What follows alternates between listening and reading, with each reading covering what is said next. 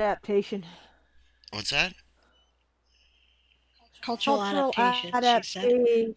It's a that basically gives you +2 to diplomacy checks in foreign Mm-hmm. cultures. Mm-hmm. It's a feat you want? It's a spell. It's a spell. Ah, okay. Dang, I wish I knew about that one, but probably can't get it as It's a an arcanist investigator, so. spell. What was that?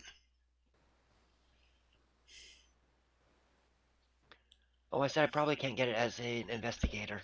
No, I was asking Rome what she said. She sort of cut weirdly into my headphones. It's an arcanist spell. Ah. What's it called? Cultural adaptation? Oh, hell. Gives you a +2 Yeah. diplomacy check.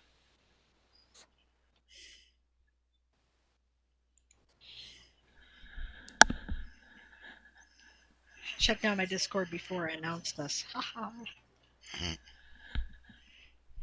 I gotta reload Discord. Pain in my ass.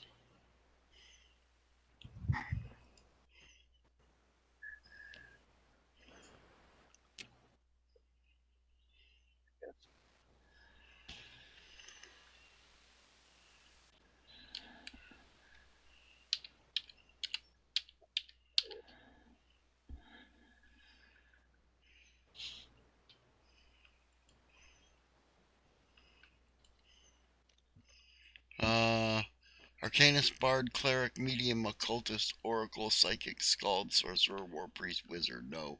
Investigator can't take it. Psychic can, though, so. No, I you're don't not have a second level psychic. You're yet. not a psionic. You're not a psychic. You're a psionic. Right.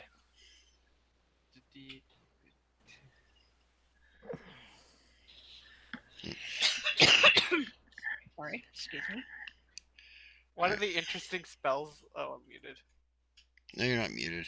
Muted. I thought I was muted. I said one of the interesting spells I came across while just looking at spells at random was Secluded Grimoire. Secluded Grimoire? Yeah. Basically sends your spellbook to its random but safe location in the ethereal plane, where it can remain indefinitely until you retrieve it later. Cool.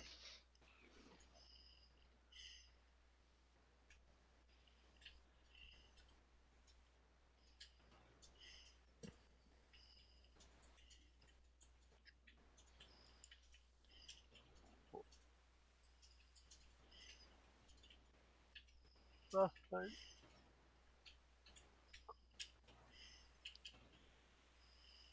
Hmm.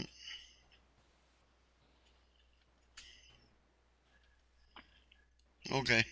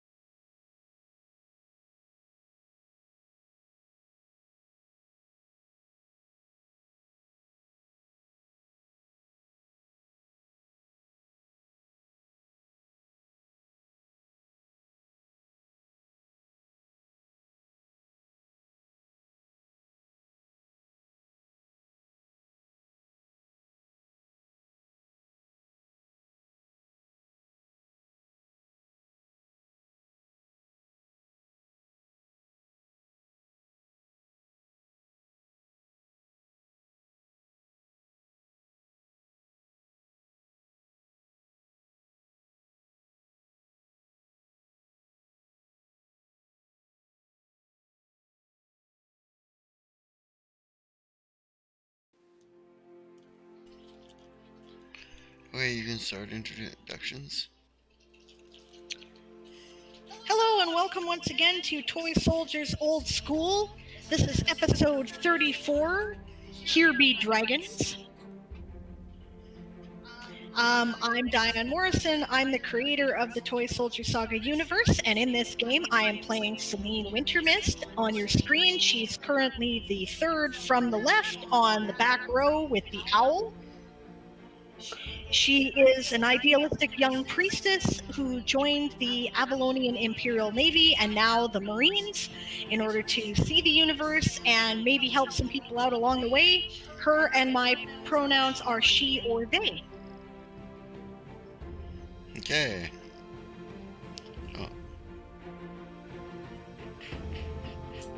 Oh, is Mike not live? Yeah, live. Mike is live. Okay, that's good. All right, Chris. You don't have to put yourself on Chris. camera. On the start screen We're still. on the start screen still. Oh. Okay. I'm trying to show my face. Hi, I'm Chris. I play Arian. I'm to Celine's left in the picture, to the right if you're looking at it. They're kind of tall, dark-skinned elf. I've recently been promoted. I'm not sure what rank I am right now, but We'll get into that. he basically sees himself as responsible for keeping this group of youngsters alive, since he's the slightly older, slightly more military experienced guy in the party. And our pronouns are he, him. Excellent. And Brianna. Hi, I'm Brianna, also known as Siobhan the Writer. I play Madrimlin, who I believe is the far left in the back row. I wondered if that would happen. Actually, it's very difficult in that picture to tell Madrimlian and Arden apart, but he's actually the farthest on the left in the front row next to the robot-looking dude. Okay. Yeah, the one with the red tie. Okay. Yep. He's an altruistic elf who is looking at starting his own division of the Avalonian Imperial Navy for intelligence, and he joined the Navy due to family tradition.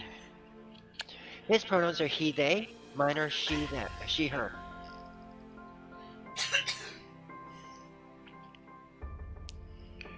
Okay. Vonvin, Rowan.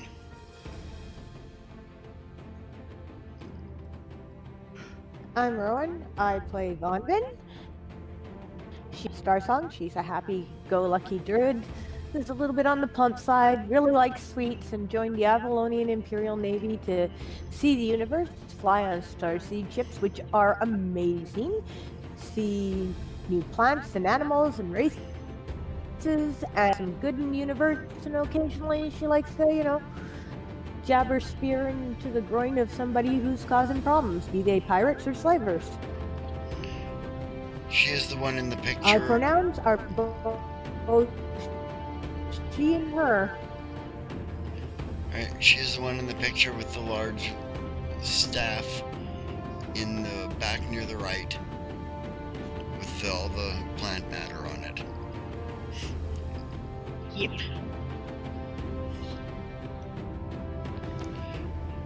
Okay, Gareth.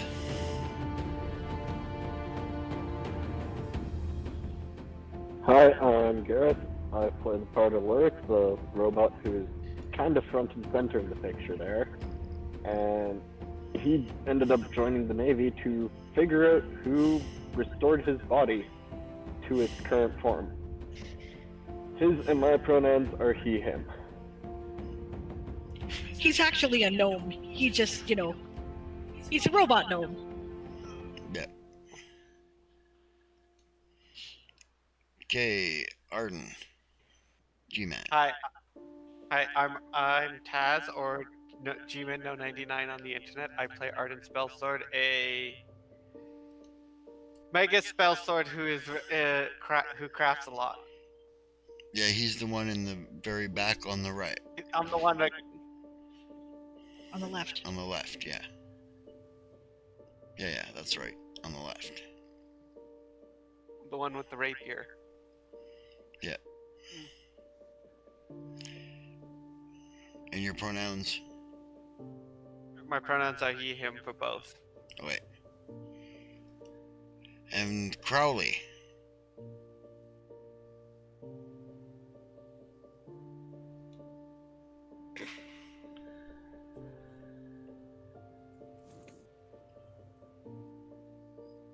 Be playing the part of Crowley, a Phoenix, a race of their cat feline-like, but they walk upright. Crowley is a bit a prankster, a bit of a troublemaker, but out those issues. And our pronouns are he, him. Okay, and finally, last but not least, Yasma.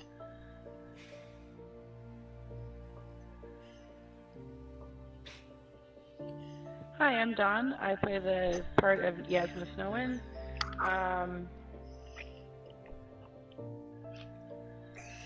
Was an orphan.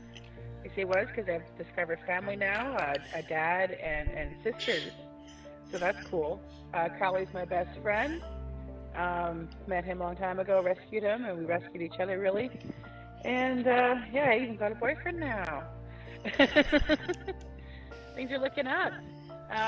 Yeah, my pronouns are she, her, and so are Yasma's. And she, of course, is the one in the far right in the front row. And we're not likely to do introductions with this picture showing No. just this first time this picture has been shown. Right. Oh, thanks, Esong. I'm glad you think the picture looks nice. That's them in their marine dress uniforms. And now it is Aaron's turn. Yeah, I'm Aaron. I'm the game master. All right. I try and keep the game flowing, and I play the part of Ruavel Sunfall. He's the one on the far left in the back with the bronzish skin. All right, the sort of tanned look and blonde hair. All right, and I also play the part of the NPCs, particularly that of Xerxes Radiant, who is the one on the far right in the back. The one that's staring at Vonvin.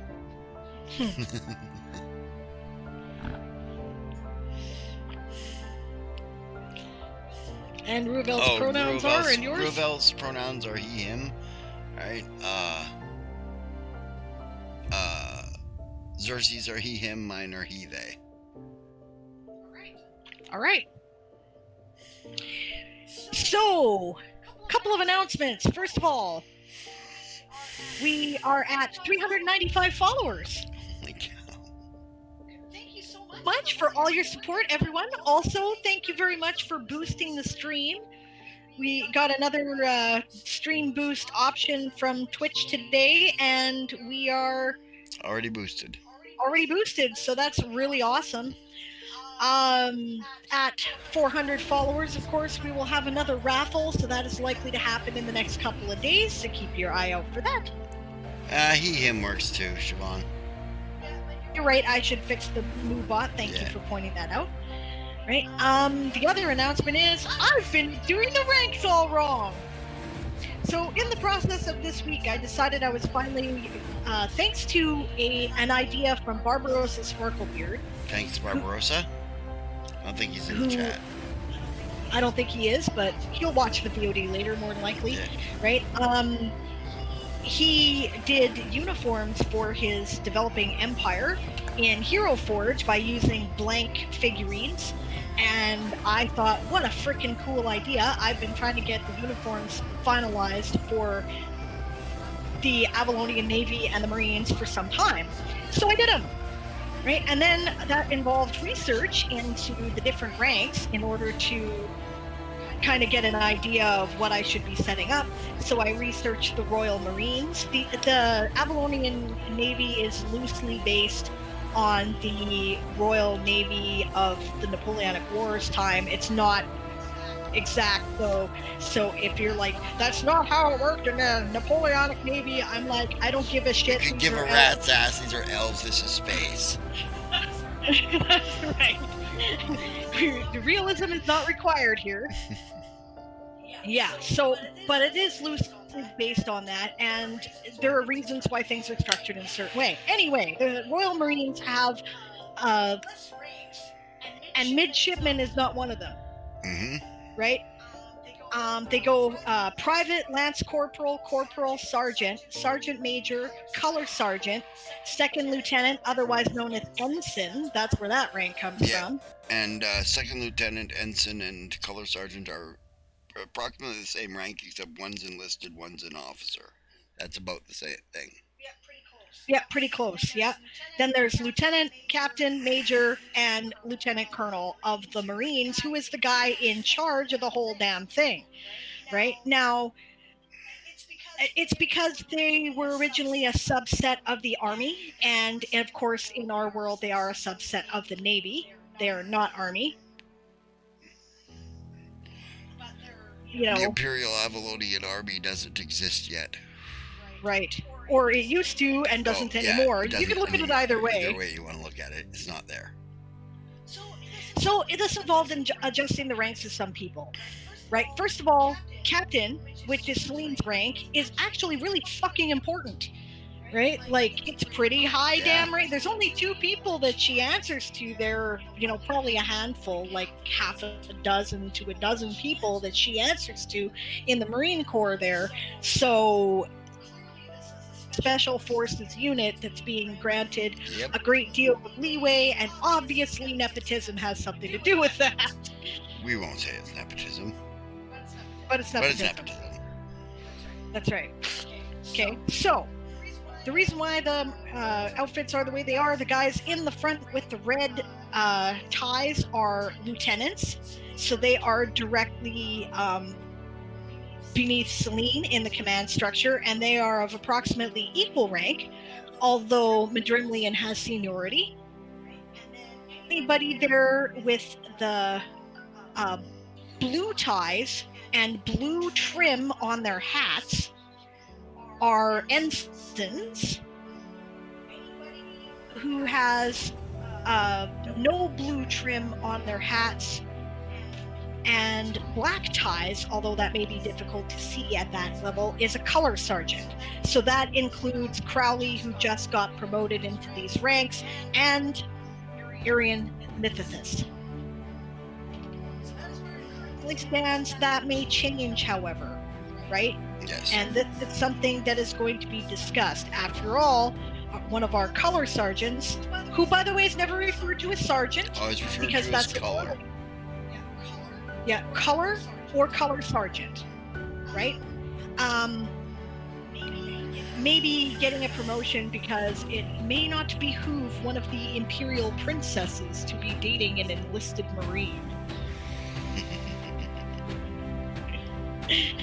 And that's where we are. Let's get this thing going, shall we? Yeah.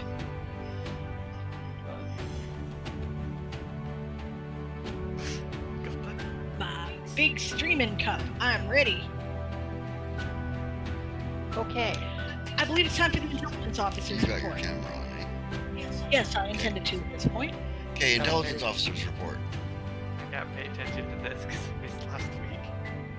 All right. So, intelligence supplemental. Wait for just What? a second. What? Turn off the music. Oh yeah, music. Music has to go off. There, now you can go. We arrived in at the not last episode, but the episode before we arrived in oh shit, what is it? So not Soltovus nearest, but Cimarron. And had a meeting with his imperial prince. After that, the party did split up to go take care of some things. Some of us went down to Soltobus nearest to visit family. Some went to spend time with the Imperial Prince, and Arden found himself with the Trots. Yep. Arden found himself with No. the wormhole trots.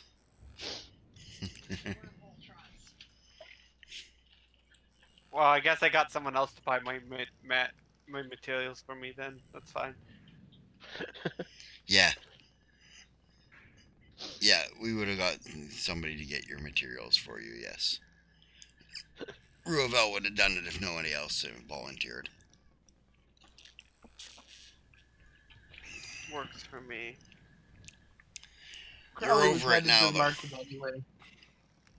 Right. Oh, have we changed the screen yet? Yes. Mm-hmm. Okay. Ah, there we go. My thing has like major lag here, so. All right, back to the. So it was a really uneventful meetings, really. Just getting to know each other, well, getting to visit family. Of course,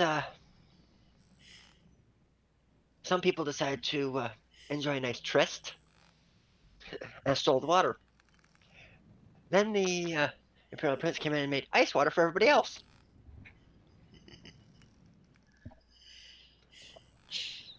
When they got back from their shopping, of course, Ruavel and no, it's Xerxes and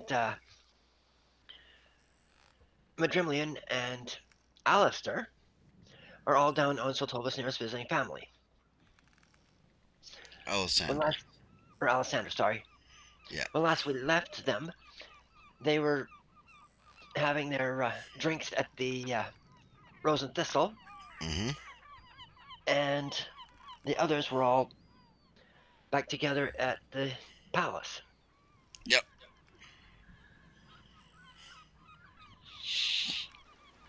Yeah. Okay, so where do we want to Okay, start? I'm gonna pick it up in a couple of hours after that, basically. You guys hang out at the palace for a few hours, right? Have dinner, right? Stuff like that. You guys on the planet finish off your drinks and stuff like that, and then get back on your ship to head home. Head back. Alright? We were staying the night. Okay, I'll pick it up in the morning then. Okay. And just to point out, I do believe a self-proclaimed tart had dragged Madrimlian off. Yes. That's true. Yes. You were dragged off by a tart, yes. Yeah. Madrimlian's finally getting the blowjob he desperately needs. I believe that it was Xerxes that went with the Soltovus nearest party and Ruavel that stayed because he went and got perfume and snack treats and Yeah, stuff it was. It was Yeah. from Xerxes the that market went with and us. brought them back. Yeah.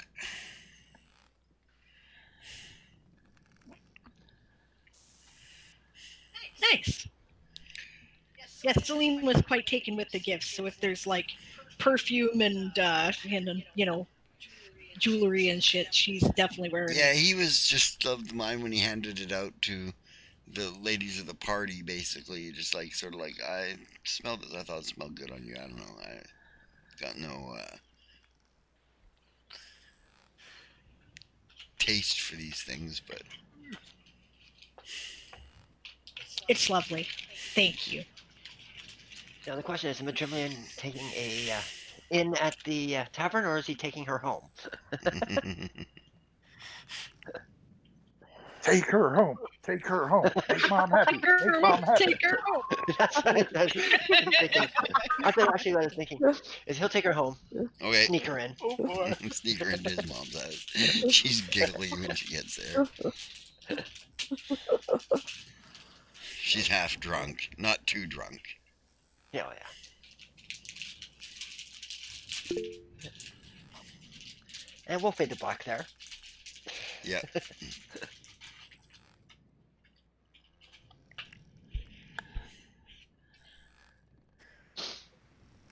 Just of note, Von Vin likes things like rose and patchouli with sandalwood. Yeah.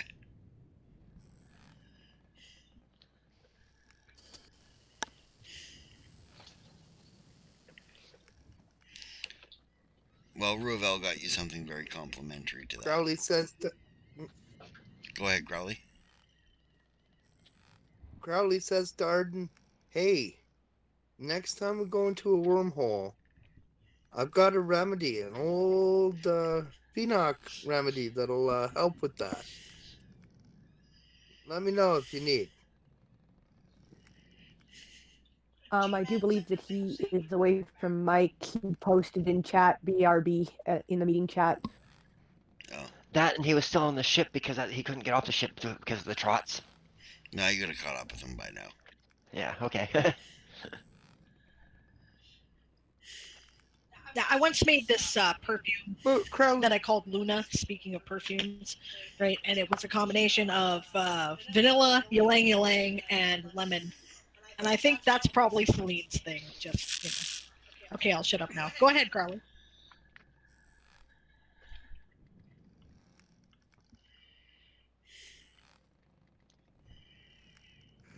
What's our next move?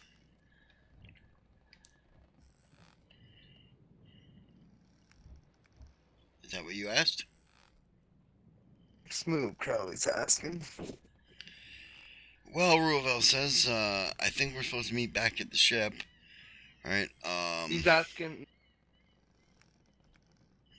Yes, indeed. Right? I think Celine's mom is,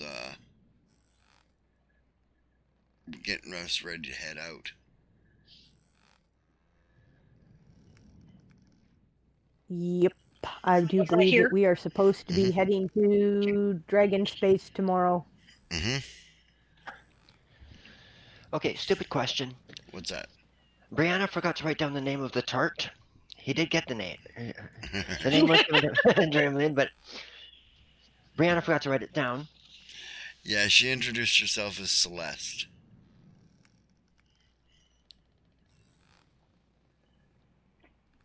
Oh, I was going to suggest her actual name was Trollop. Trollop. Trollop, no. This is funny. And a last name? No, Saint Alpha She never gave their introduced her. child that. She never gave you one. Well, he asks how he can keep in contact with her. If she's always interested. around the bar, she says. Yeah, I'm traveling with the Navy. Oh, you want to write me letters? Yeah. Okay. She says, well, you can write them here. She scratches down her address for you. All right. He'll take down her address.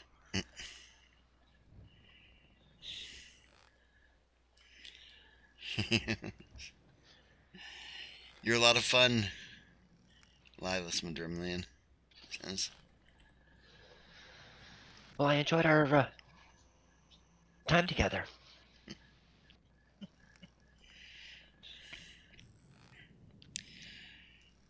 She goes, no, don't get weird on me.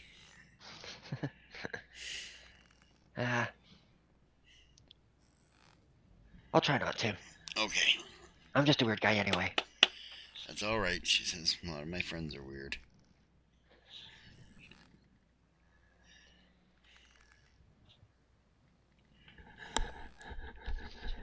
All right. Trollops he gets are this female information. trolls, says Eric. Nice. Yeah. He got the information in the morning. Yeah. As he's getting ready to go. Gives her a kiss. Yeah, she kisses you and heads off on her way, basically, because you guys have to leave from here. Yep. I'm sure Scruff is going to be going, oh, wait, what's that smell? When we go down for breakfast, I'm sure Scruff is going to, I smell something different. Who? The dog. Oh. Right. Yeah, he's not around, actually, this morning.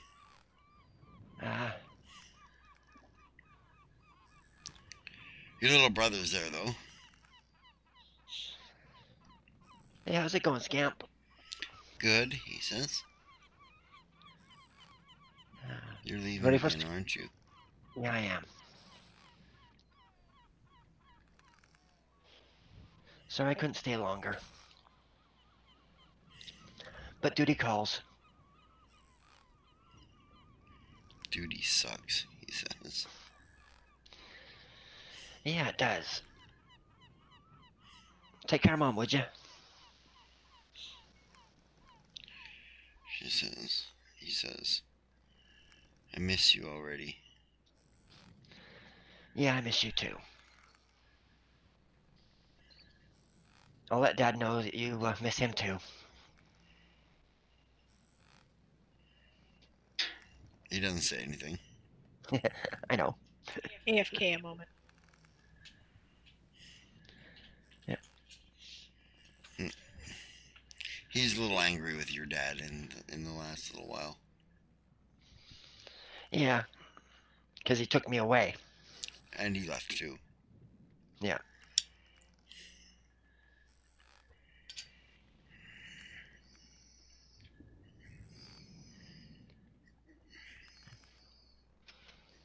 Well, you keep working on your artwork there, bro.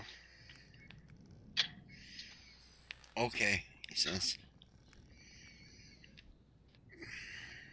And if you ever do any sketches, send me some. I could send you a statue. Well, that'd be cool. Okay, I'll make you one. All right.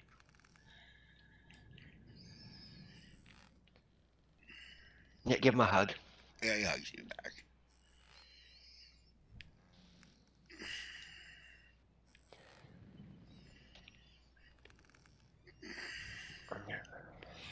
Yeah, then you guys head back to...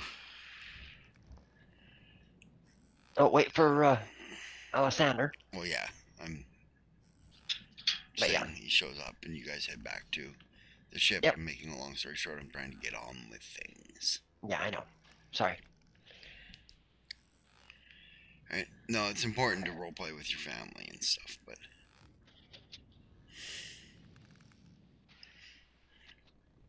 Is anybody else doing anything special this morning?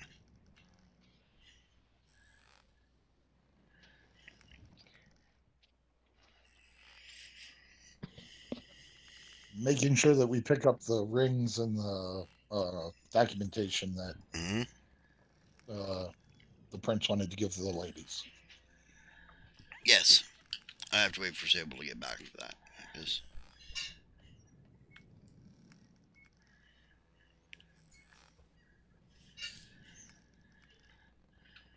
You're funny, Esong. No, I don't think there were Morning blowjob, any of that says in the Esong. Drumlin's case.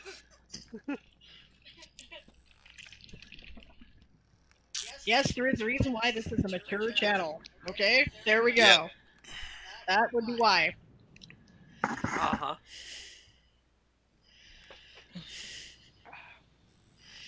Yeah. Celine has similar plans this morning. Of course. Okay. Got to take the opportunity while you get away from the ship. Just saying. Yep.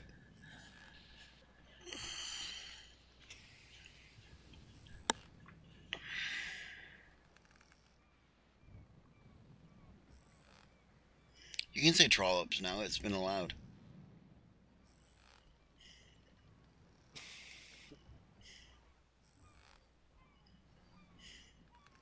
The troll that is the ops. Trollops. That's hilarious. Female trolls. I like it. Oh, the freedom.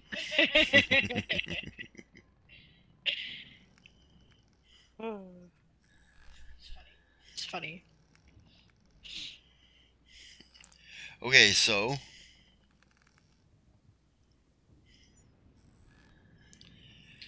Yeah, basically that's my plans, and then we head back to the ship. Mhm. You know. Well, you guys meet up with your dad first.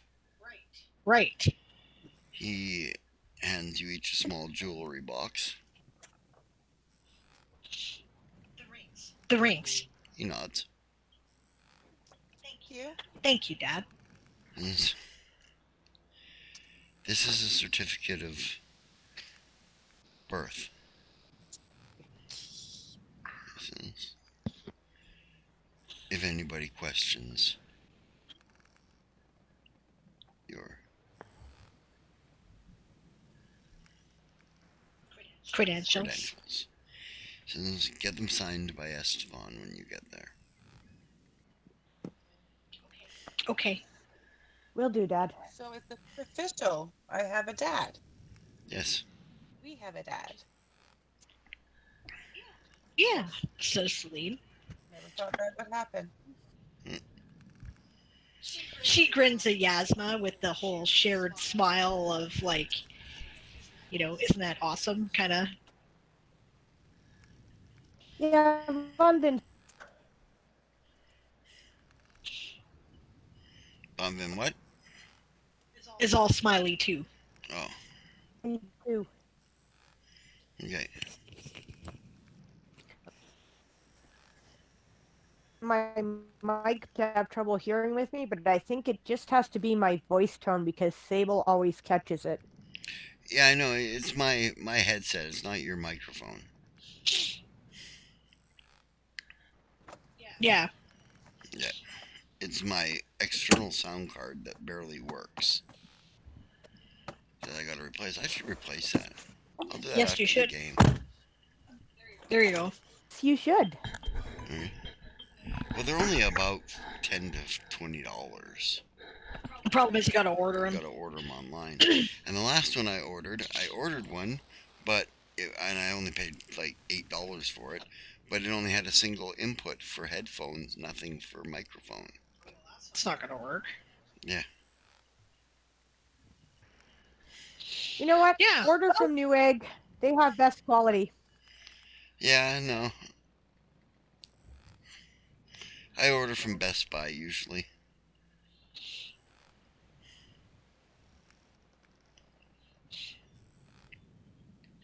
Well, Celine gives Selnar a hug Yeah. again. Yeah, he hugs you back and offers a hug to the other two girls. Yeah. We'll Give see a you big next hug. time we're through, Dad, if not sooner, since you pop around. Yes. He says, I'll walk with you to the ship. Are you Okay, sure we'd that's a like good that. idea? Why wouldn't it be? She says, well, if we're trying to keep our relationship secret, the more we're seen in public together, some random, Marines, she says. He says, I'm known to be eccentric. Okay, she says. Besides, I wanted to talk to Arian a bit on the way. Works for me, she says. Gives him another hug. Yeah. Reaches over and kisses him on the cheek. He grins.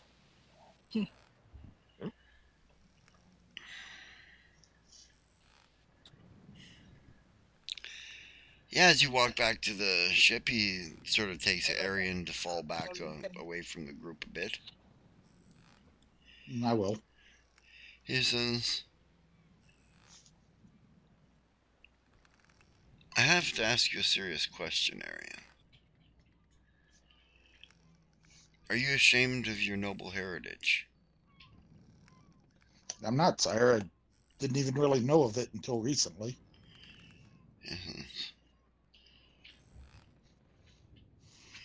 Because he says, I'm not sure, perhaps unintentionally deceived my guard when you came in. Your guard was being a bit of a prat. He can be, he says, yes. He says, okay, I was just curious about that, he says, and about your enlistment. He says, can I ask you why you chose that? Now, at the time, I was quite upset with the Navy because they weren't telling me or my uncle about what was going on with the status of my parents. Mm-hmm. It was all such a big mystery, sire, that we just didn't understand it. I Right. was young and I was angry, and I still wanted to serve, so I gave up my position as a midshipman and enlisted. In the Marine Corps. Yes. Because would you take a position as a lieutenant now?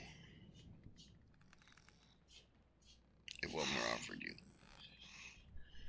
Gaming. He kind of sighs for a second and he says, "Yes, I suppose I would. It'd probably be more proper for my actual out of the Navy rank, wouldn't it? I guess I'll just have to get used to not working." He says, I hear you. He says, I was an adventurer for many, many, many years, slept in many a dirt bank.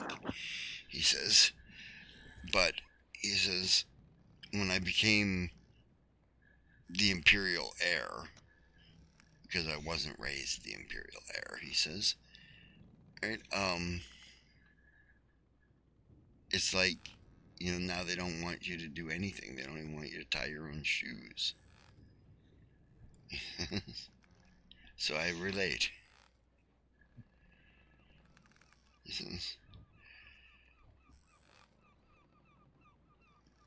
says, I think it would be best. So I'll let you chew on it for a while, and when you come back here, he says, we'll see about a promotion. I'll give you another mission on as an enlisted man, he says, so you can enjoy it. Well, sire, I am keeping company with more officers, and Mm-hmm. it seems like I have quite a bit of responsibility already. If you think it's more proper, I do. I could take it now All if right. it makes you feel more comfortable. He says, it does, actually. He says, I'm glad to see that you are so serious about Yasma. I mean, no, it's Yasma. I am, sire. It's good.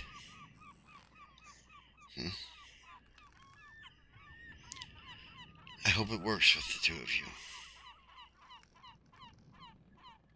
Things seem to be going well, sire, and I don't see any reason why they wouldn't. I have no intention of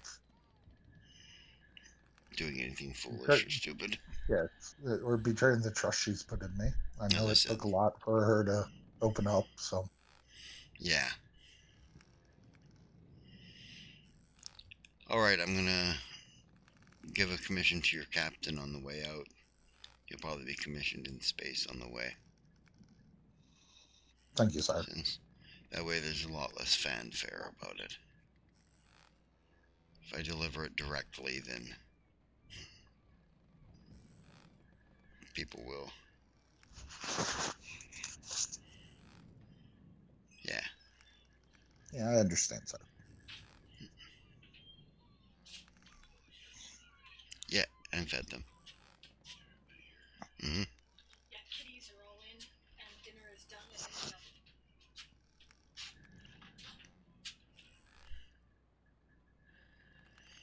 Yeah.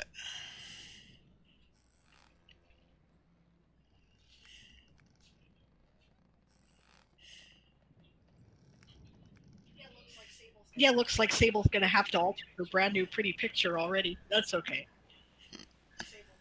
Sable doesn't mind.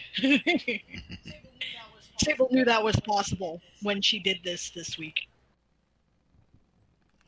Yeah.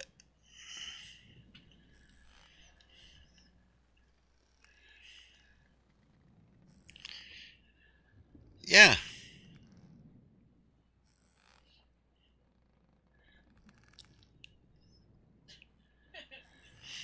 Dating Imperial princesses is expensive. Yes. Yes, it is. Yep. Not a venture for the faint of heart. Or the faint of wallet. Nope. And complicated, adds Esau, which is true. Hey, Yeah.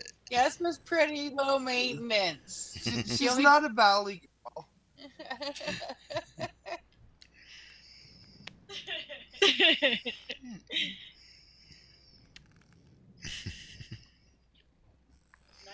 Night Blizzard for the tart's last name. That would be very interesting if that were her name. Sure.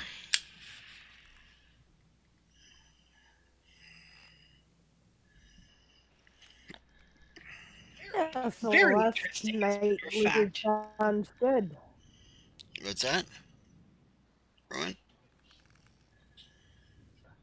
So sounds nice. Yeah, I like it. Okay. Duly noted. Write that down there, Brianna. I'll need it later. Yeah. I've got it. Okay. And Harold's like, last name, not a pastry.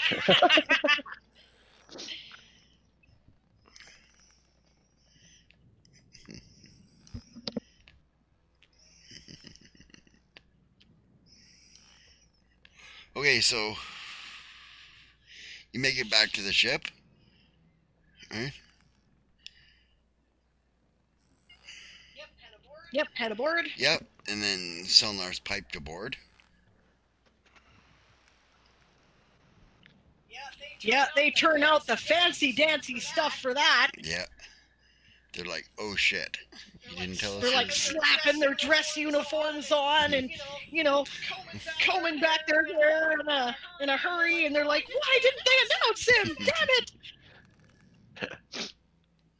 Well, when Drimling gets back, he salutes the colors or whatever it is. The ensign, yeah. Yeah, salutes the ensign.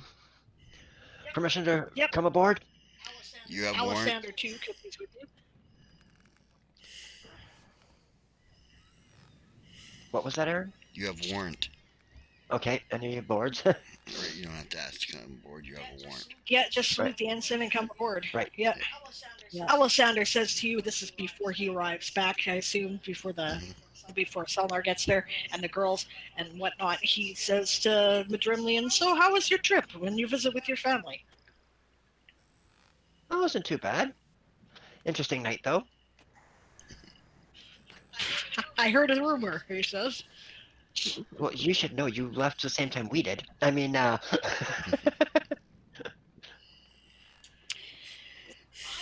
I'm a red-blooded elf, he says, and just because I don't want to settle down doesn't mean I don't have interests, he says. that's true. Can't hurt to have a girl in every port, I think, he says, don't you think? Maybe. Haven't considered that yet. Maybe I should. I got a girl in every port too. She travels with me, says Xerxes. Well, you're fortunate that way, my friend, he says. Yep.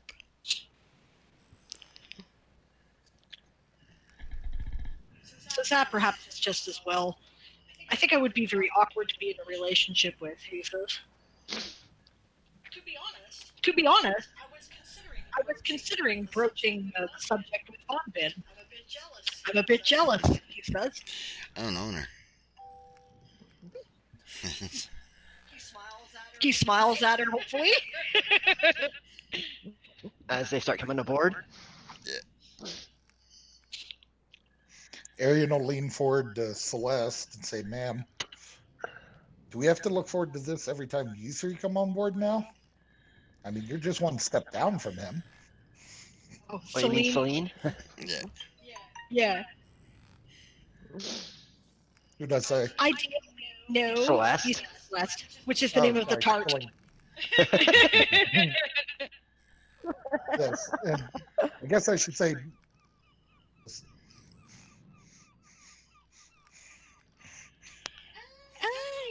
You're pretty serious about Yasma, and she's the heir, and you're a duke, so you're probably closer to that than I am, she says. Duke, I'm just Imperial despair, Princess. she says. Duke, Imperial Princesses, little bit different, man.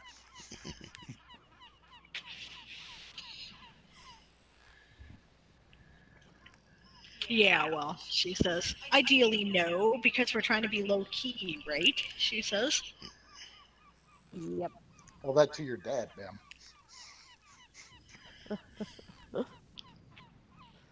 He's known to be eccentric, and he is also known to have a very good friendship with our mom.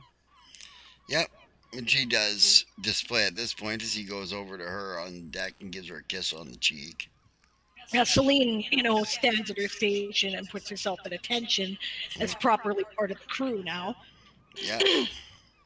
We're presenting ourselves to Exactly. the Stand your Imperial station. Prince. He whispers something quietly in her ear. You're close enough to hear it as a color sergeant there. Uh, Arian and Crowley. Right? He basically whispers to her that he's got a promotion that he'd like her to deliver to one of her color sergeants. She said, and she whispers back to him, I figured this was coming at some point. Is he okay with it? And he says, well, as okay as he can be for a man who works for a living. She shrugs. Says,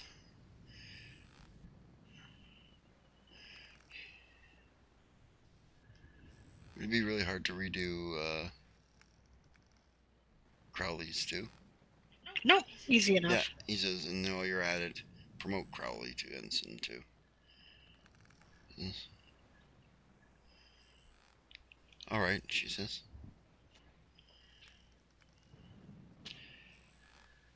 Thank you all for indulging me, he says to the crew. He says, I just had some business with the captain. He says, thank you. And he heads off. Yep, so See you all later. He says to your group. yes, Your Highness. And I guess since I'm still acting bosun, I call the crew to attention and salute. Yep. Yeah, he's not in uniform, so he doesn't return it.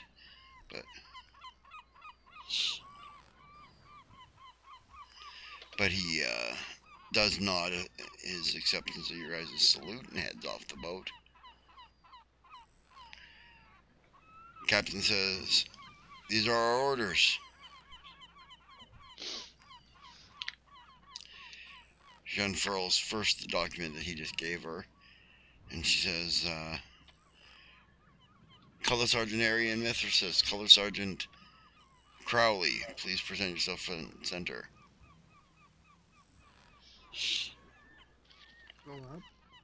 Present myself. Yeah, she says, it is with great solemnity that I offer you a commission in this Imperial Navy, an officer and a gentleman.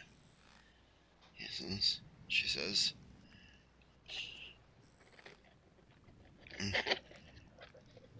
Trust that if you turn down this commission, it will never be offered again.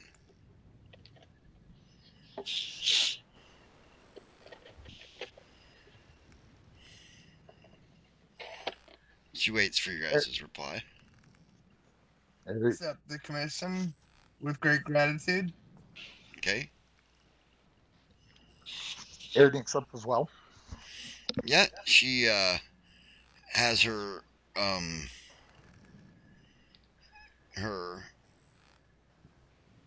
quartermaster change your hats and ties for you. I think that's the only thing that changes in that, isn't it? Yep. You get a new hat and a new red tie. No, blue tie. A black tie. Right.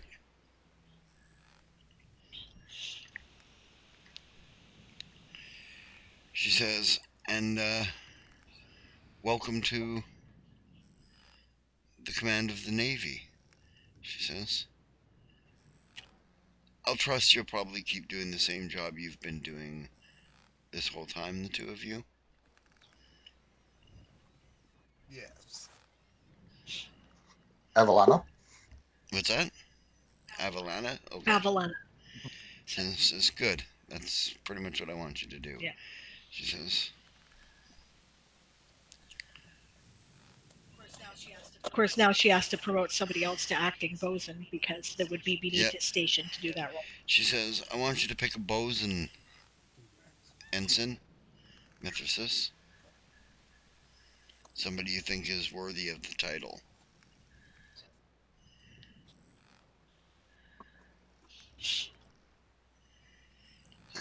I'm sure I would have noted through. Oh, I'm our sure you sailing. do know lots of the good crew and Marines and such that can serve as a bosun, yes. Is there a leader among the topsmen? Among the which? The topsmen, the ones who handle the sails and everything all the time? Yeah, the top crews? Yeah. Yeah, there's a leader among the top crew. Right? His name, her name. I like the idea that... name generator, I'll look it up. Yeah, give me a... She, or Nunny. Nunny. Gotcha. Yeah.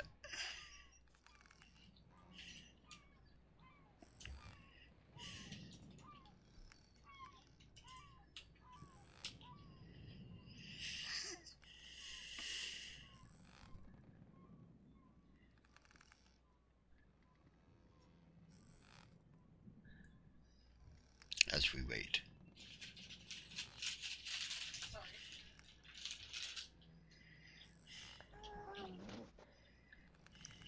Around the unwary victims.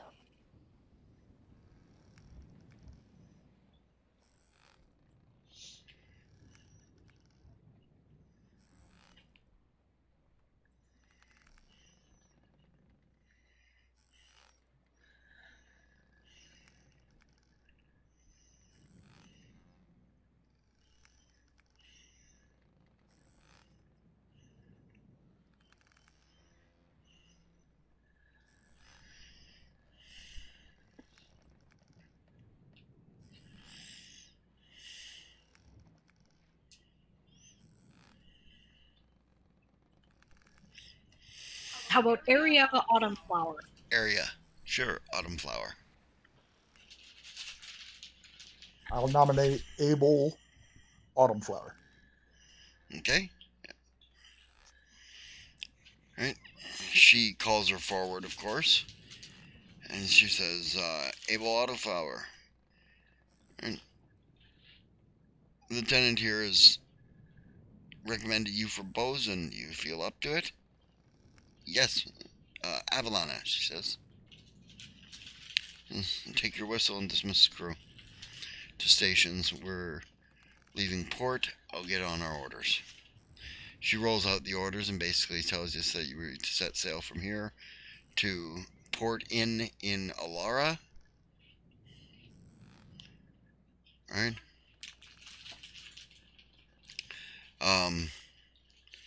And you will be ferrying 2 dignitaries. Right? A mother and her son.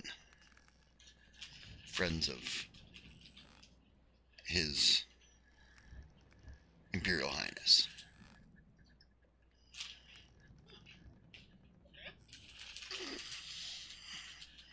A mother and her adult son.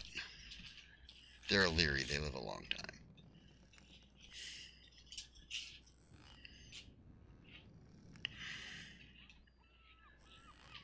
Mm-hmm.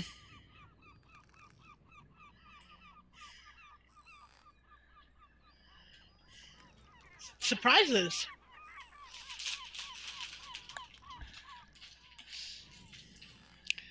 She tells you they're already aboard and situated in her cabin. You'll meet them all later. Meet them both later. Alright. Dismiss to stations and let's get out of here, she says. And the bosun whistles and hands to stations. Alana, should I be providing security to the dignitaries? Absolutely, I want your crew on rotation for security. Avalana, she says. Madremley and Crowley, you can take the first run.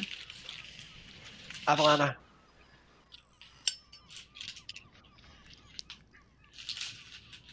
Ablana. Yeah, you guys head back to the captain's quarters. Yep. Okay, just to clarify, what ranks have they been promoted to? Has Crowley been promoted to ensign or lieutenant? Ensign. Okay, and Arian has been promoted to Ensign. ensign, not lieutenant. Okay, because Right. you've interchanged them a couple times. Well, I was they use the terms interchangeably. No, they don't. They don't. I thought No, they they don't. did second lieutenant or. It's either second lieutenant or ensign. Yeah, and but you don't say second lieutenant. You just say lieutenant. Then you say ensign. I would say they're very. I don't know. I'll look it up again, but I'm pretty sure that they were pretty. They did not. They might in the Navy, but I don't think they do in the Marines. Mm.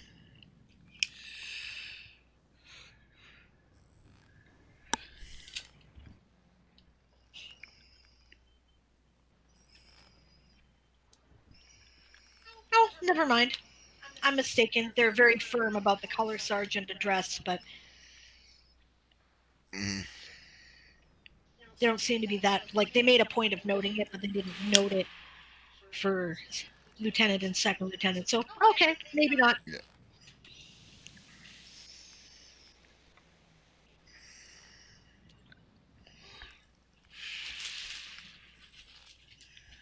Anyway, do you head into the room or do you stand outside the door there, Crowley and?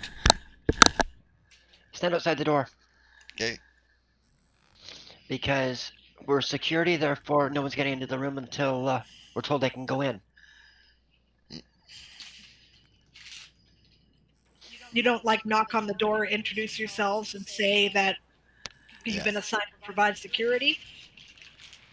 Well, I would. Okay. You knock on the door. Crowley will do that. Yeah, because Crowley will knock on the door. Yeah, a few minutes later, a older, like 50-ish looking, Illyrian male with gold wings opens the door. Yes, he says, may I help you? Good evening, sir. We are. We have been. Go ahead, Crowley. We have been sent to. We have been sent to be security for you on this voyage. Oh. I am Crowley, and I'll reach out my paw. He takes it, and he actually goes down to one knee so that he's more at your level and shakes your hand. Yes. And who would you be, sir? Lieutenant Madrillian.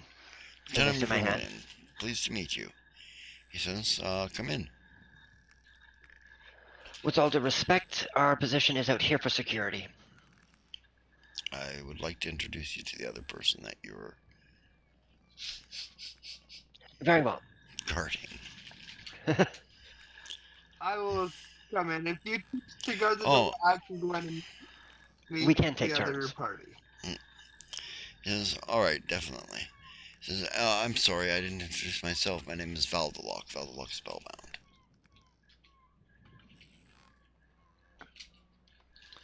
Pleasure. Pleasure to meet you, Valdalock. He says, please come in. And you wait outside there, Madrimillion, while Crowley goes in? Yeah, he takes you in, and you see this beautiful Illyria with copper wings and red, like flaming red hair. I think it's Carmen. I did up a figurine for Carmen, if you would care to. Audience. I think I can present that, can't I? I can do it with the... Crowley will remove his hat and you could give actually a bow present and get to one the knee. crew there as well, and then they could see it in the chat. Yeah.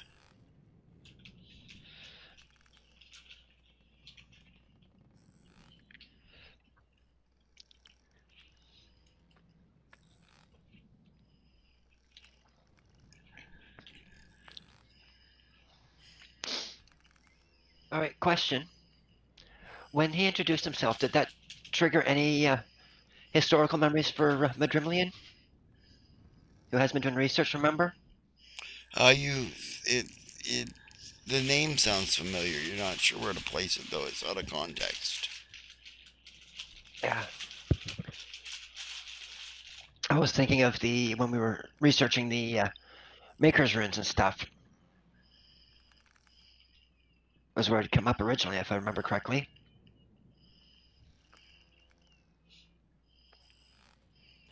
I wonder if the figurines are going to get in the way of the display I just thought of.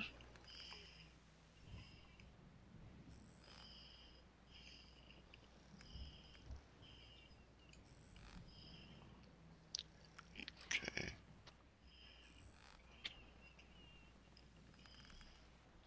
Harold says he's enjoying the detail of the ranks. Well, thanks. I worked very hard on it, actually. So I appreciate that. I appreciate that you appreciate it. Okay, it's not showing it. Maybe because your camera is taken. All right. I guess I'm gonna just rearrange everybody. No, put them back where they. Oh, fuck! It did rearrange people. I'll fix that in a few. Yeah, Okay, I'll no do it worries. this way.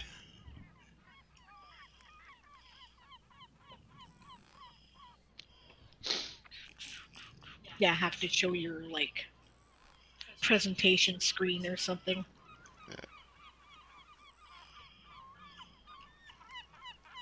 Oh, sorry, another group's RP style. But I figure it is kind of important.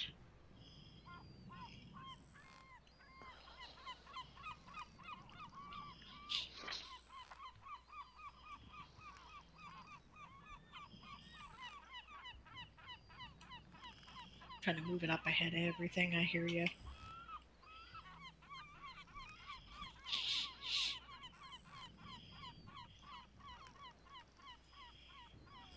There we go. It's just important because nobody's ever seen the Illyri before. We've sort of briefly described them, but Yeah. But she is a obvious musician. She is tuning her violin as you're. There she says, "Oh, hello."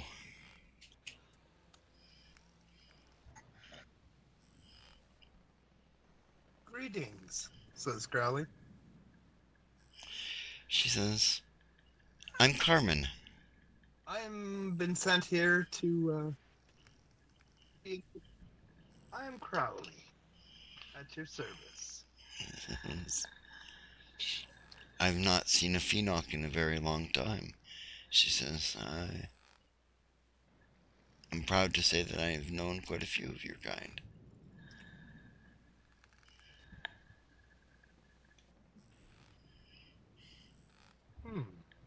Excellent. Well, I can't say I've known very many of your kind. She smiles. She says, we don't leave our space much. She says, we tend to be mistaken for demons, and mistakes happen.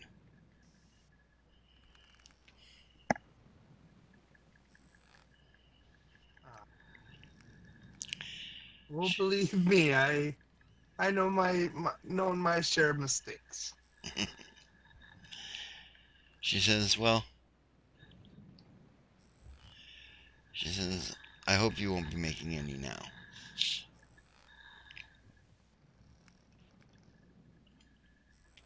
No, I don't believe so. Excellent, she says. Oh, But if I might ask, mm-hmm. what brings you on a trip far away from home? She says, she says, Valdaloc went to visit his friend. I just tagged along.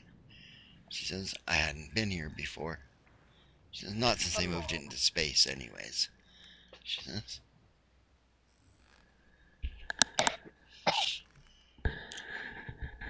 Well, journeys are always nice. Valdaloc says, yes, it's rare that Selnar and I get together.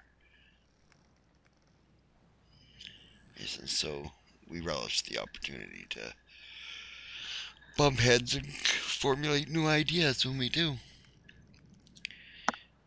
You're his heir's best friend, right? Excellent. Says, am I right there? Yeah. Ah, He said, I thought you said excellent. Yes, I am. That's, You are so right. pardon? I missed that. Sorry there, Blake. He said, yeah, you are correct. She is my best friend. Excellent. He says, you'll go a lot farther with best friends.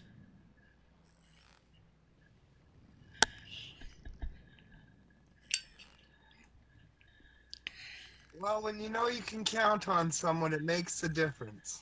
Exactly. He says, well, I would hope that you'd count upon everybody in your little group there. Or felt you could, anyways. Oh, I do now. Oh, I do now, yes. Good, good. And have for some time. He says, oh, that's good.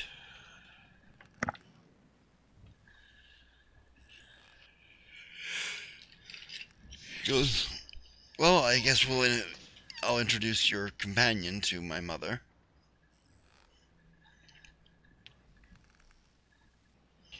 He says, thank you.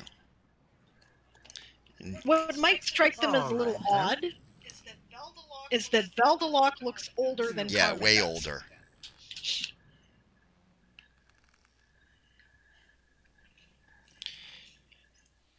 Well, I'm not about to mention steadfast. No. And Just Crowley would notice this. and who's to say that the females don't age more gracefully? Okay. That's true. It's not like you guys know a lot of Illyria in person. Yeah. Or this one is just aging way graceful. Yeah. Or this one is aging way gracefully. Anyway, so you're showing into the area there, He'll Madrillian. give another. Crowley bows. He'll give another bow Hmm? and says, "If you need anything, I'll be right outside the door." She goes, excellent. Thank you very much, Crowley. Cassie, one of those winsome smiles that melts hearts and, makes men want to fall over themselves to die in her honor, Yep.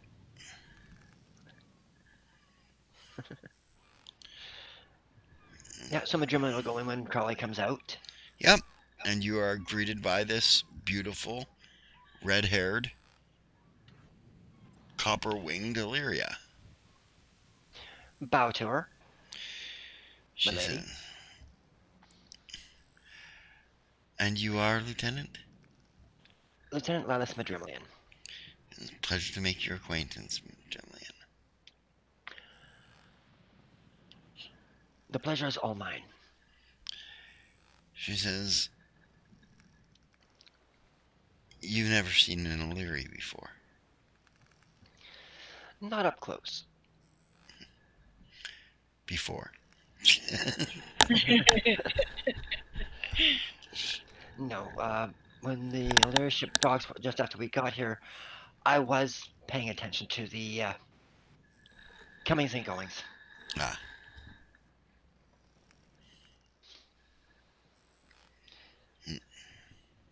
As part of the security team, it is my duty to understand what's going on around my ship. Excellent, she says. So what's going on around your ship? At the moment, we are preparing to head out for Dragon Space. Yes, of course, she says. But I meant, what's the good gossip? Yep, that's Carmen. A lot of what I can't talk about. Can't talk about, she says. What Unfortunately, is this? it's due to diplomatic reasonings.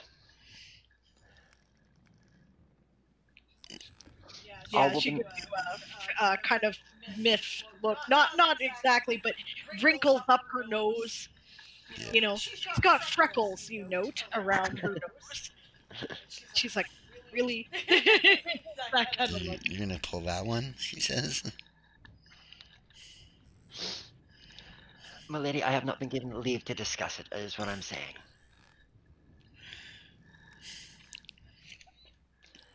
If I had leave, I would more than happily regale you with the gossip. Unfortunately, I take my position for security seriously, which means your presence will not be divulged from me either. That's good.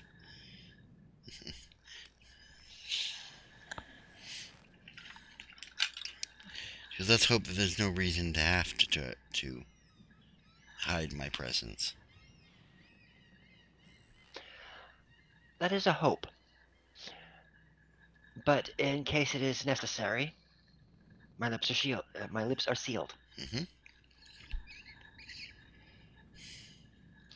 No, I do have duties to attend to. I apologize for cutting Not this a short. problem. Not a problem, she says.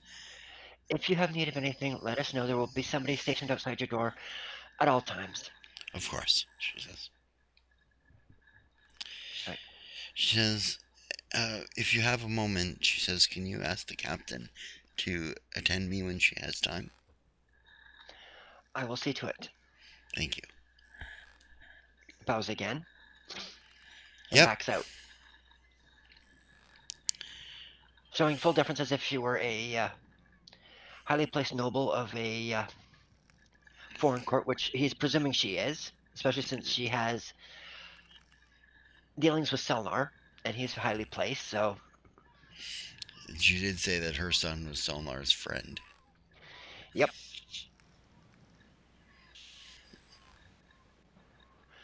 But still. You want to rearrange those, Yeah. yeah, before you put it back up. Just suggesting. Yep. He'll head back out, take up his position, turn to the ensign. Crowley, would you mind going in and informing the captain that What's up? her ladyship would like an attendance at her earliest convenience?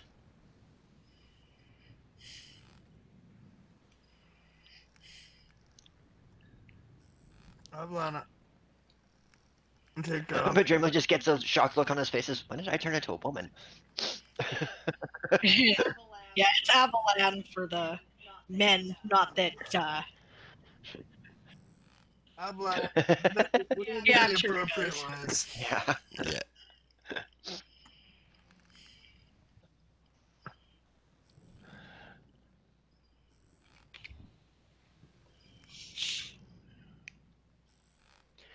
And Madromi will maintain his position.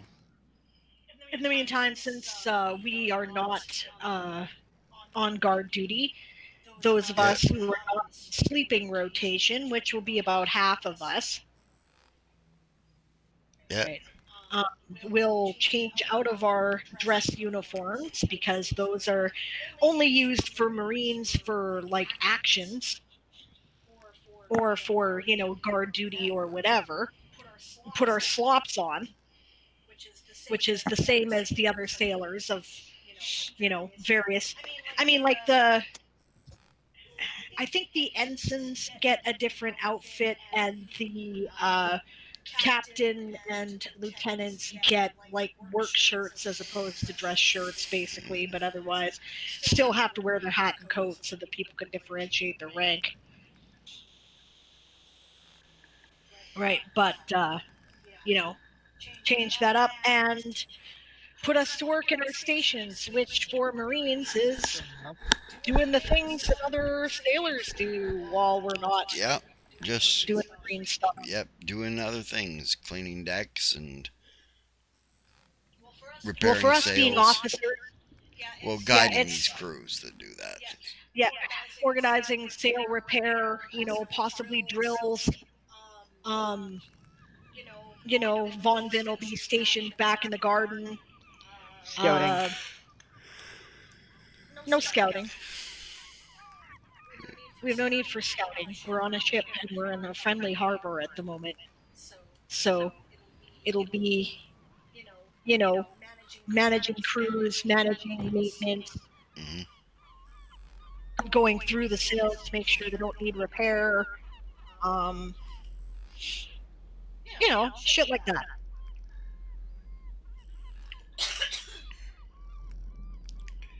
Yeah.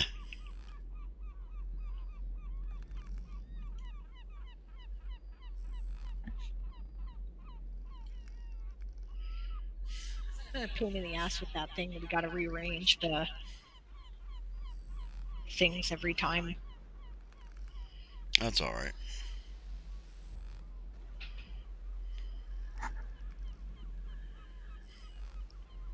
It works.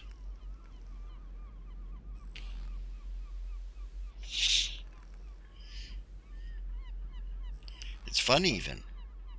He's not said it's fun to watch and learn. Harold also said earlier it's also fun hearing another group's play style. Yeah. Yeah, we've got a very long game kind of play style. Yeah. Not a lot You of know. action, a lot of role play. And when fights happen, they For a happen for a reason. reason. Yeah. And don't usually last long either. Nope.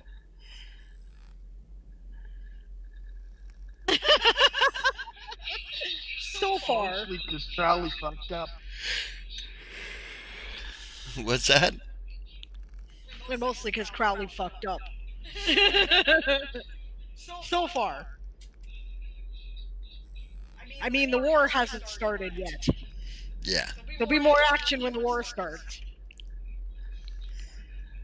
There'll be a lot of waiting when the war starts too.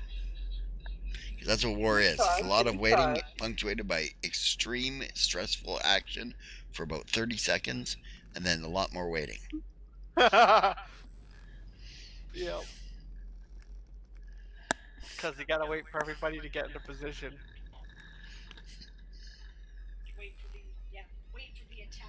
Wait for the orders to come in, wait for whatever. Yep. Yep.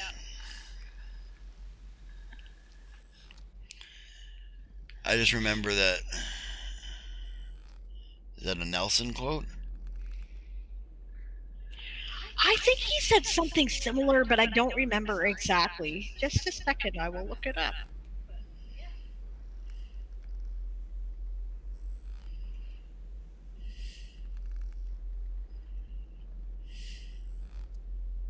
Okay.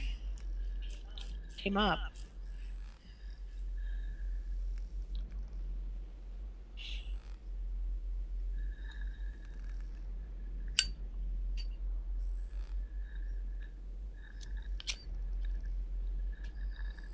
Aha. Okay. It was apparently first used in the First World War.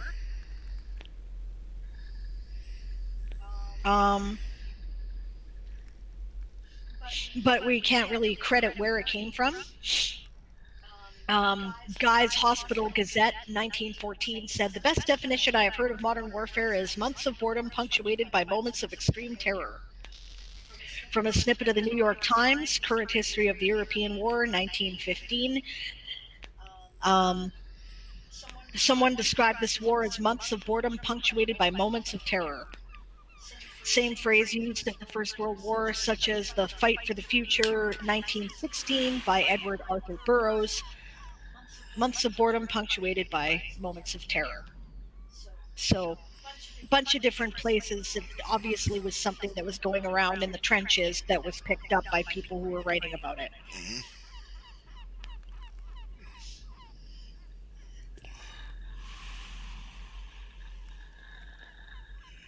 I don't know. I learned it in the Navy.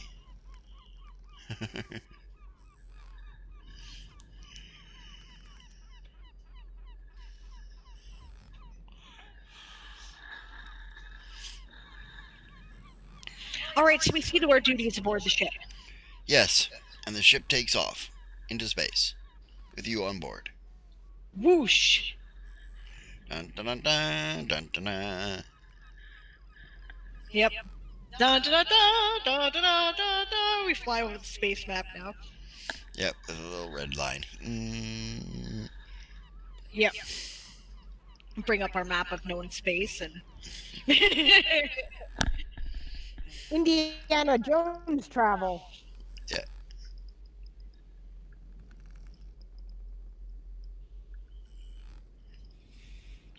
Well, when it's Celine's turn on guard duty, she's going to make friendly. She'll. Harold Davidson. I learned it in the Navy. Is that a village people quote? In the Navy. Pretty good. Good thing I like you, Harold. Should hang out with our game more often. I appreciate your sense of humor. Yep. It's great.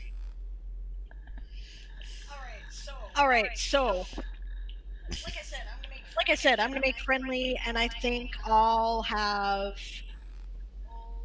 Oh, I'll take guard duty with Lurik at that time. Okay.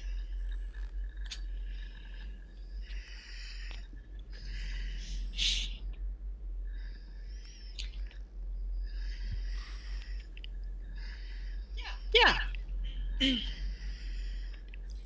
So she knocks on the door and she introduces herself. Yeah. Again, it was answered by Valdalock. Does she have any idea who this guy is?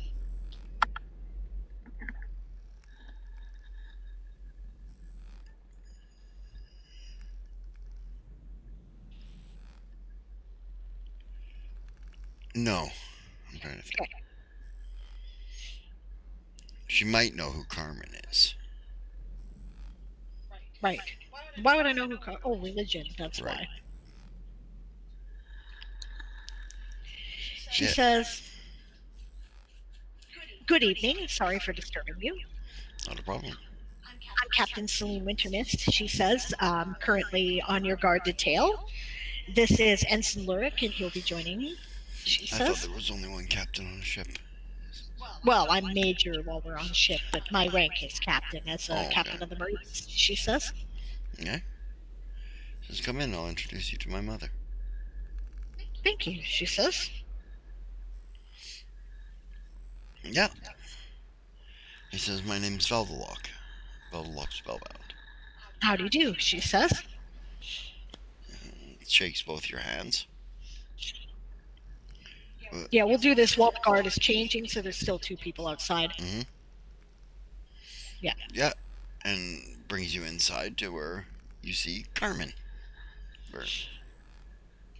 And I shall, I guess, make a knowledge religion roll. Mm-hmm. When she is introduced. Character sheet, there it is.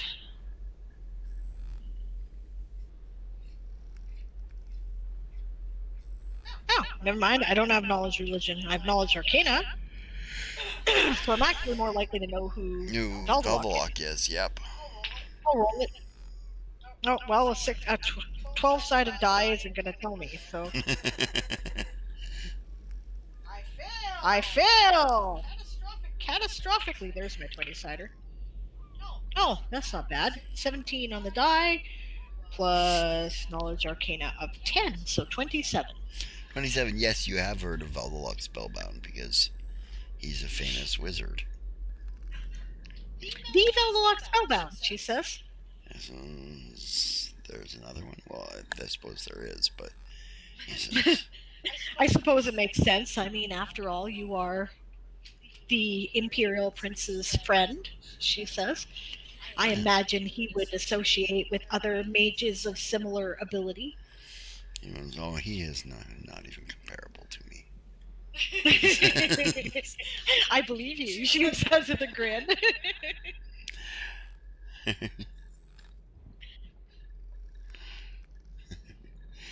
No, he's a amateur. This is Carmen Dragonsong, my mother. How do you do? And then you do know who she is because you know who Valdalock Spellbound is. Oh, she says. How do you do, my lady? Does a bow? She's not good. How are you? It's been an interesting week, she says. Well, but interesting, she says. Anything to gossip about? Just outright like that, eh? She says. Well, that depends. How close of a friend to the Imperial Prince are you? She says. She says, me? She says, well, I used to tease him a lot when he was younger. She says, but I believe it, she says. he was a little young punk at the same time my son was. Yes, that'd be about right, wouldn't it? She says. So they hung out together, formed an adventuring group together. I'll have to decant stories from you, she says. She looks over at Veldelock to see if, basically she's testing to see if they're already in the know. If they're already in the know, she might as well tell them information. If they're not, then... He says, are you referring to your relationship with my friend? I would be, she says. He's told me all about it. Okay, she says. How are you taking it? It's got to be a bit of a shocker to you. Maybe not as much as it could be, she says. Just about everything. If she didn't tell me something, there had to be a reason. Personally, my thought was my father must have been some kind of a horrid criminal or a traitor or something. Oh, horrid criminal, he says. Yes, absolutely. He says.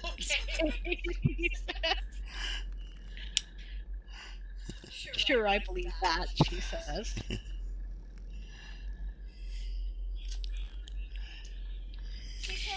She says, yeah, no, well enough, I guess. Ask him about Walls of Force and Elfidir. Walls of Force and Elfidir? Elfidir. Okay. I will ask, she says. I'll keep that in mind. Mm-hmm.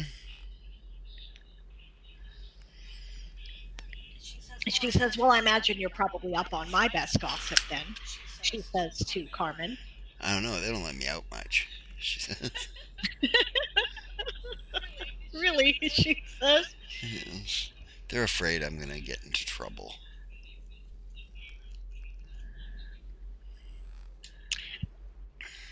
Perhaps that's not untoward based on the stories I've heard, she says. She says with this mock shock on her face. She goes, where's my pearls? Where's my pearls?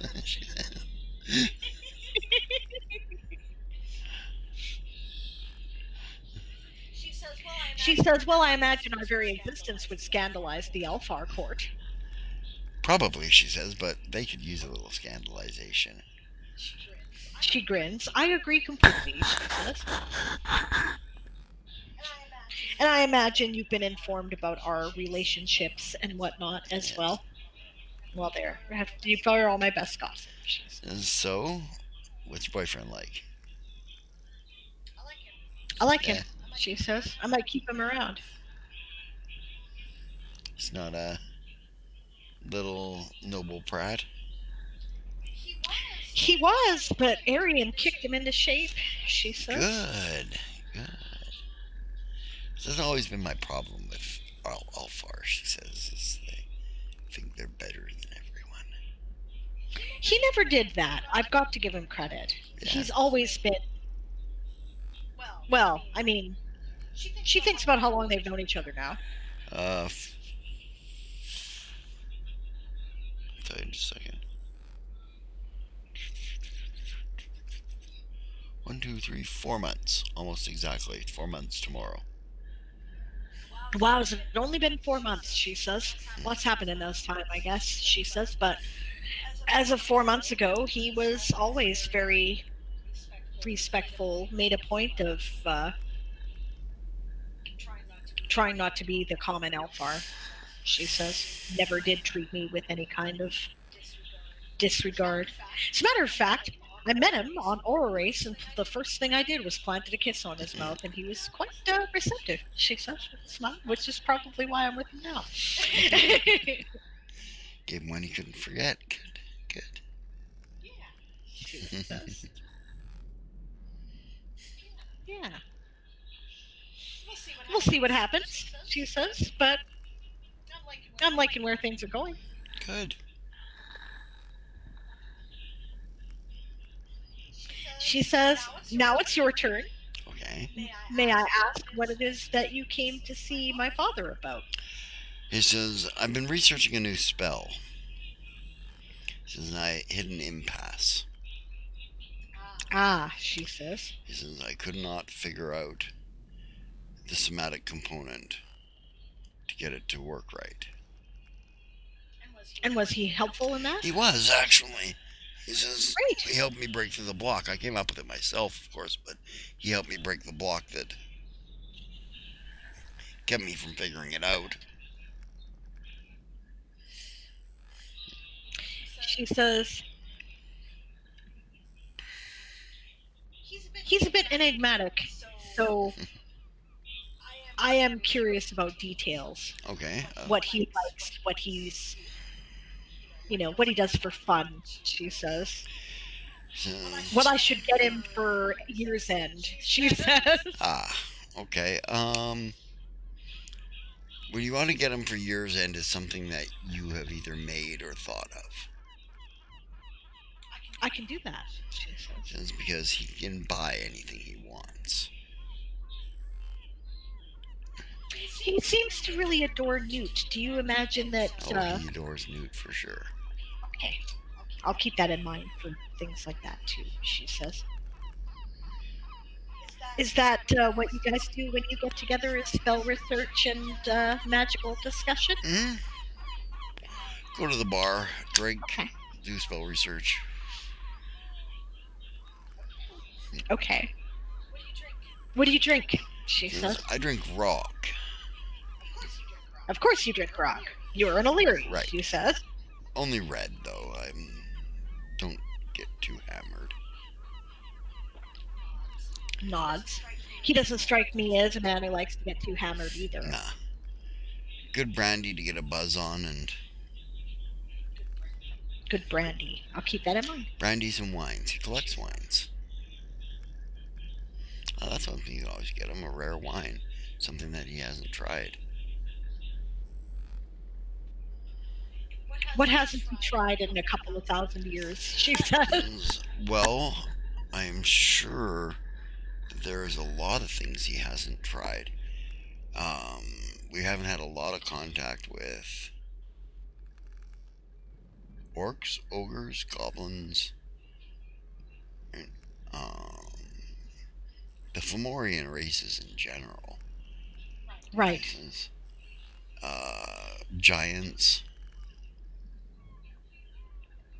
Okay.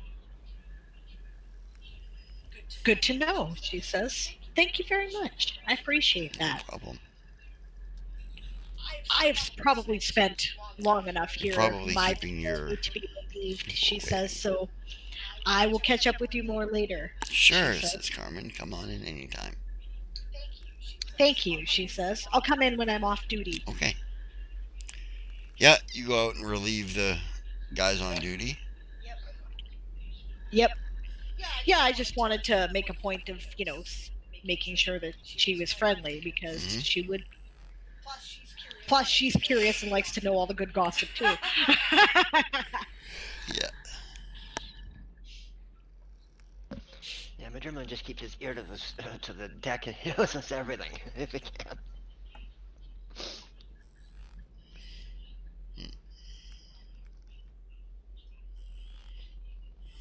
Of course, Crowley's not going to leave until he's relieved from his post. Yeah, of course not. Yeah. I'm sorry for the delay. Thank you for waiting. You guys are dismissed. Thank you, she says. Avalana.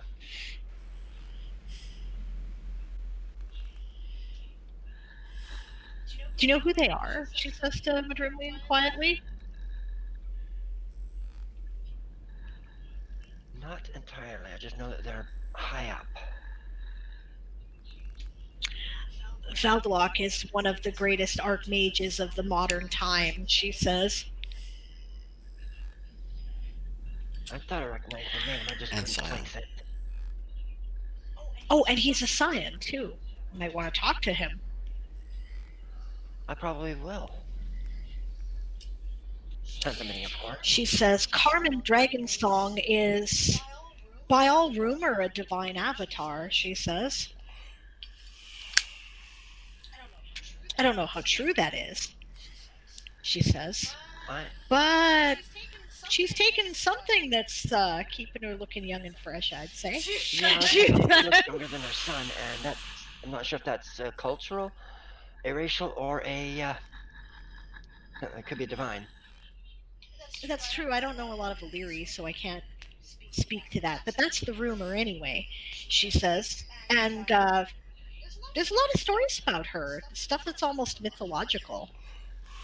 She says she's also passing this on to Crowley. She knows that Crowley also likes the good gossip and rumors and is listening, even though he's technically been dismissed. Yeah. So, Yes. yeah. But she smiles at him and tells him this too. And by all accounts, Veldelock and our father they've been friends for a very long time. Well, I did not divulge any information as I have not been given permission to. Right. She asked the gossip, and I told her I could not discuss it. The Butcher Mage's War has already happened, right? I'm trying to think here. Yes.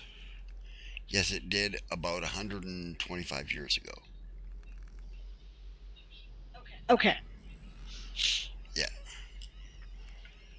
Right. Oh, that would be something I'd know about. Possibly. If it involved Mage's War, yes, everybody knows about it. 125 years ago, there was Is Selmar still public enemy? Is he still public enemy? No. Yep. Yeah. Okay, he's been exonerated then. Got it. Yeah, he's just trying to line up this time with the Draconian timeline is what he's trying to do. Yeah. But are you sure? Maybe it hasn't yet. No, yeah. If it hasn't happened yet, then Tazarak's not around yet. Oh, that's true. And if Tazarak's around, yeah, right. But fairly recent history, like less than 100 years ago. Because it's been 100 years. It was 100 years after the Butcher Mage's War when Tazarak took the throne. That's right. Okay. She says, okay, yeah, no, that actually puts the time period perfect. Okay. All right, then let me roll my knowledge history. Okay. Because that's something I would. Yeah, he's been given more than enough information to make that equation now. So that'd be 25 total. Yeah, the Butcher Mage's War. I don't have to explain to you what that is. Yeah. All right, but yeah. Madrumlian's face just drains. What? Butcher Mage's War. Right. That's how I knew the name Veldelock. Yes, they would have fought in the Butcher Mage's War, wouldn't they have? She says. Yeah.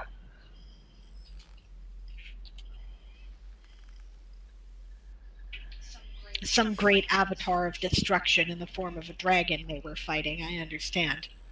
Yeah. Huh. So.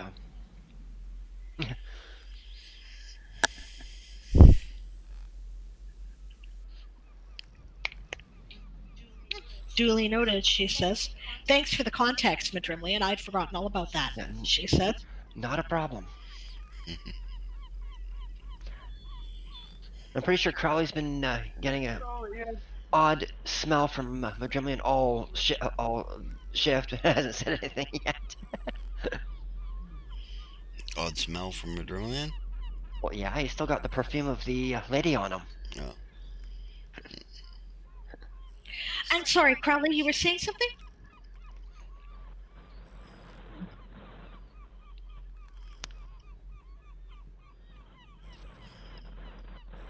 Oh, he might multiple times too. If Crowley did catch a whiff of that, he'll look over at him, give him a wink and a nod, and just kind of smirk and turn back to looking forward. Yeah.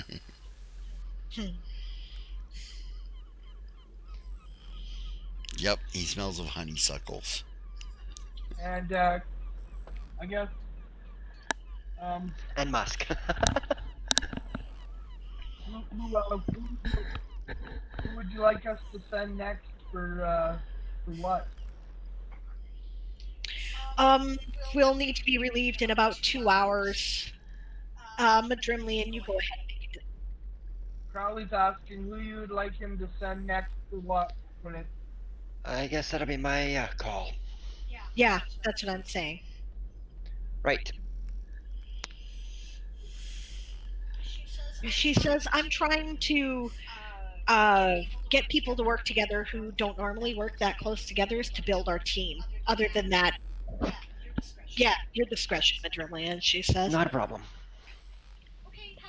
Okay, have fun. Go, she says. Avalana. So Madrimlian already has an idea on who's going to be replacing Celine and Larak. I'm on it. And Crowley will take off. Yeah. It's going to be Yasma and Arden. That makes sense.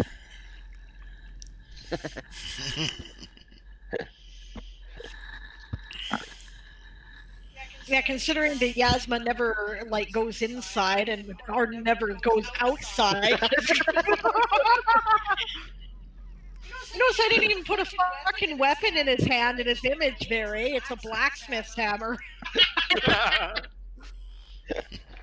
fits.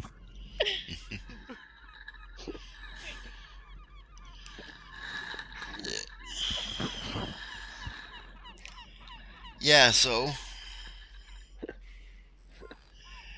Okay, anybody got to go bio or anything? Or should we take a 10-minute break? Thank you very much for suggesting it. I'm going to go and do that. Okay, we're going to take a 10-minute break, folks. All right. See you all in a minute. Care to tell Sounds people what good. the Butcher Mage's War was? Yeah, I'll tell you in a bit.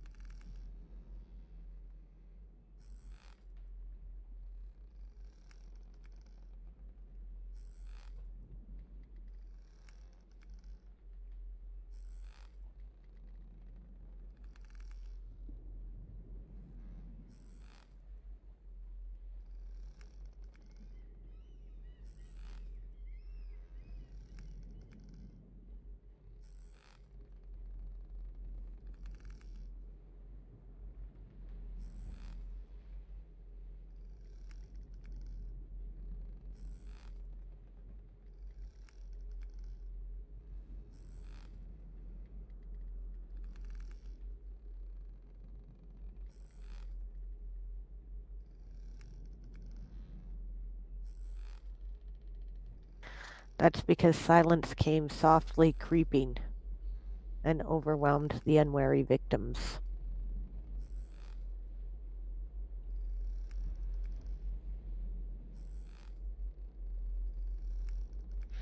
That's true. Let's give these people something to talk about then, shall we? They can still hear us, so. Left its seeds while I was sleeping. And the vision that was planted in my brain still remains within the sounds of silence. Okay.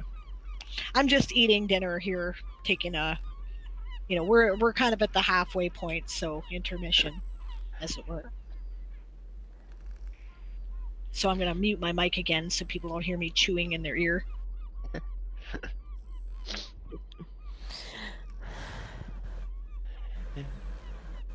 People have commented. And now, Oh, go ahead, Crowley. deep thoughts with Crowley. Have you ever wondered what it would be like if you stuffed 1,000 rats in a barrel and filled the rest of the room up with wine? Pickled rats. Yep. Deep thoughts with Crowley. Ooh, pickled rat sounds good. Is there anything like pickled sausages? More like wine-soaked rats, All the Yeah, even better. Nice marinade, really. That's what I was gonna say. All the better for Especially if you pop sautéing. some onions in there. Soften them up so they're a little less fibery and chewy. That way you don't get those little bits of meat fibers stuck in your teeth. Oh yeah, Crowley, you better go and take care of the cooking. Oh yes, I know what my duties are. They didn't change with the rank. Actually, the sentence handed down by the Court of the Stars only specified for the remainder of that voyage. I thought it was voyage, not mission. Dang it.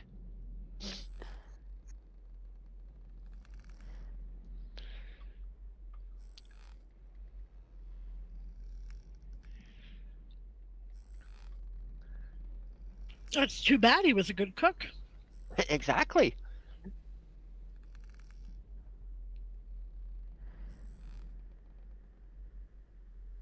Well, I'm sure your mom's head cook is pretty damn good there, Celine. Yeah, that's probably true. I mean, One she does cooked not for keep you it- on the ship and at home, right? Yeah, exactly. Okay, cook-off time.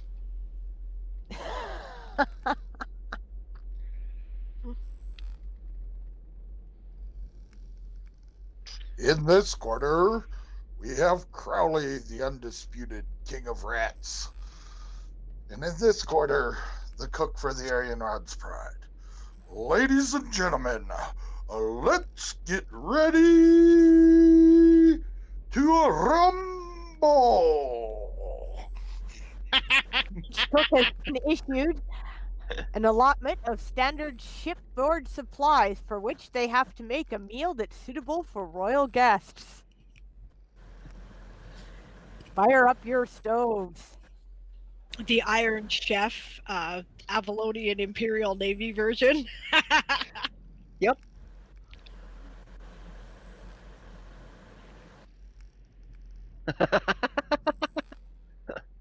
There we go. Desserts. Now that's where it's at. Good luck with standard shipboard supplies. Well, that's the thing, is that, if you can do standard shipboard supplies and make a dessert out of it, you can make a palatable meal out of almost anything. Hey, But to make a dessert out of said supplies, now Oh, that no.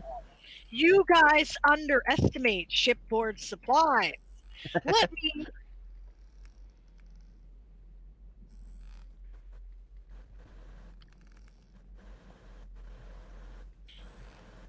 Here, let me help you. I did a whole article on food preservation in the Toy Soldier Saga.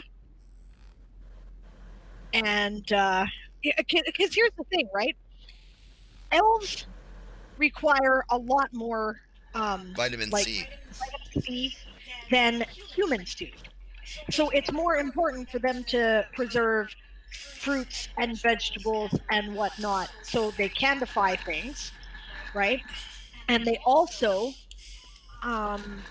they use freeze drying a lot because space provides natural freeze drying. Yeah. Yeah. So here is the if you guys care to peruse it. Put it up in the chat. Put it up in the chat. And I'm sure the druids on board can cast control temperature. Harold made his players make ship's biscuits in real life and eat them. Hey, I made ship biscuits in Oh, real yeah? life. I just haven't put the recipe up yet. I think I may have. It Yeah. might actually be up on the Toy Soldier Saga there. And I didn't think they were half bad. I mean, you got to dip them in coffee or something. Wait for them to turn into like something Soften up new. a bit. Which is why, they're often served with a stew. Besides that, it's easy to make stew for a lot of people. Yep. Yeah, but then again, I used to take saltine crackers and just eat them plain right out of the box. So, might have something to do with it, I guess. You mean those weren't chips? My mom said those were chips all these years. Yeah, got a bag of chips. Yeah, Alright, here here's you the go. challenge. Here's A tube full of three-course crackers. meal featuring tea as the main ingredient that has to be recognizable in all three portions. An appetizer, a main course, and a dessert. Not as hard as you might think, actually. No. Oh, I know. I mean, it's more like, okay, let's make a fish dessert. Well, I can do that. Why? Yeah, candied salmon is really actually quite good. Oh, it is. Uh-huh. That's assuming you consider salmon a food source. You're an enlisted sailor, are you?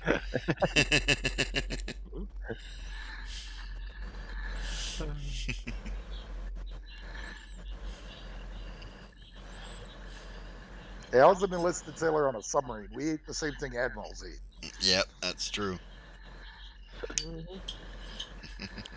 Prime You rib served and on a lobster sub, tail eh? was a That's regular cool, man. occurrence on the menu. What was that? I'm sorry, I interrupted you. I said prime rib and lobster and crab legs were common occurrences on the Oh, yeah. menu. Which is why the last thing in the world sailors want to eat is fish. Yeah. Okay, now I have a question. From the information I got from Celine, and from what I can surmise myself, how close to the Emperor would I believe these two to be? How close to The Alire. The Imperial the Prince? Alire. Oh, the Alira, how close would they be?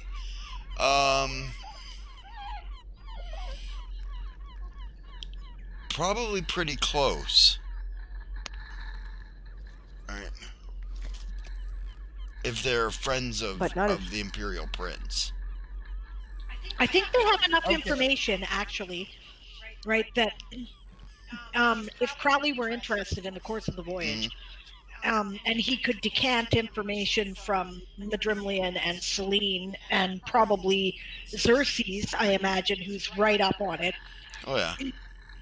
Carmen Dragonsong is the daughter of the previous, not the Alire previous, but the one before that. Yeah. Right? So the immediate family still maintains high positions at court, roughly equivalent to dukes or duchesses, even after their, family member is no longer the Illyr or Illyrian, right? And you also probably could find out, because Madrimlian would know this information, that Carmen's brother, whose name is Oolong, is one of the royal viziers of the current imperial court. And a prince of a previous court.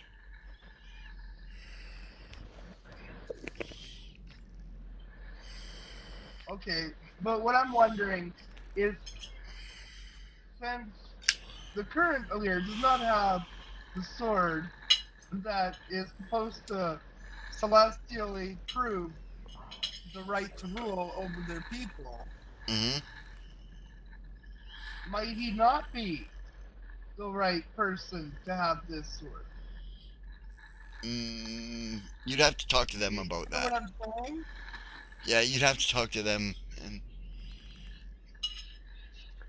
Because I'm because wondering if she might be the person that more is inclined to be more of a ruler. You know, not because, more so because of what was kind of being thrown around, that she might be an avatar of their god, or would Mhm. that not make her more of a rightful ruler? Nope, mind color determines it. This is just my thought through Crowley's thought. Do you know that is the question there? Make me a knowledge nobility. And that's directed at Madrimlian, Madrimlian. based on what he just said. Yeah. 27. 27? Yeah, that should Yeah, be more than you're aware that it's divinely chosen by wing color. Yeah. Yeah, I let Crowley know that. Oh, okay. You don't know enough to say And how I that guess works, but the current Illyr was some random farmer. You know that for a fact, right? yeah. But when he was shown to have iridescent wings, which is supposed to be an indication of who has the divine right to rule, and the nation lacked a female with iridescent wings, he was basically forced onto the throne whether he wanted it or not. That's Yeah. probably pretty well known too. Summarily exalted. What's that? Summarily exalted. Yeah. Yeah, endowed.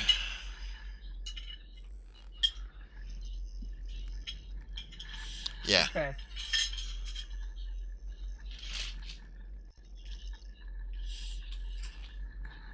Okay, no, just those are thoughts that were wandering around in Crowley's head. Yep. So you obviously discussed this with the group a bit. And I'm finished my dinner, so we can resume any time if everybody Okay. else is ready. Is everybody else ready to go back? Yep. Yep. Yep. Lurik needs to be introduced now because he's on guard duty with Celine. He was just quiet with the Yeah, when they went in. He was just quiet as far as I know. He was introduced. Was he just quiet there, or was there things you wanted to say while you're in there? Who's up?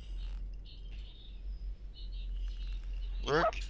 There kind of is. I'm just really tired today. I only got Oh. 2 hours of sleep. I hear ya. Right?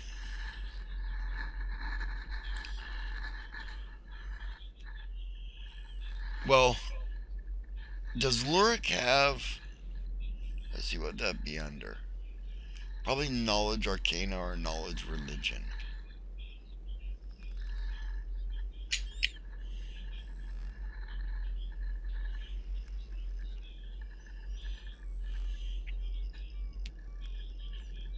Give him a second to look at his sheet. Yeah.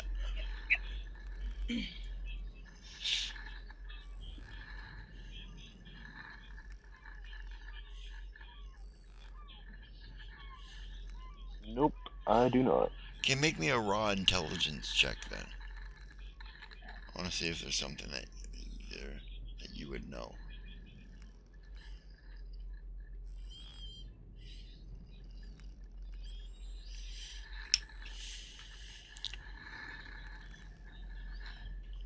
Get ready with rerolls if you're taking them, guys. Yeah, let's see. Just a second here. I'll tell you who's got rolls loaded.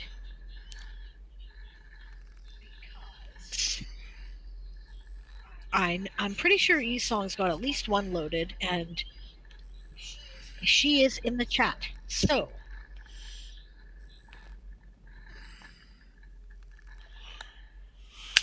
I got a total of 11. Total of 11. Anyone want to redeem a reroll? Okay, Siobhan redeemed a reroll. okay, did she spend it again? You already had one, Siobhan. Yes. Which I'd really like to clear out of my fucking queue. So please, next time, would you just not spend it right away? Okay, go ahead Sorry. and reroll. I was wrong. Esong doesn't have one queued. She used it.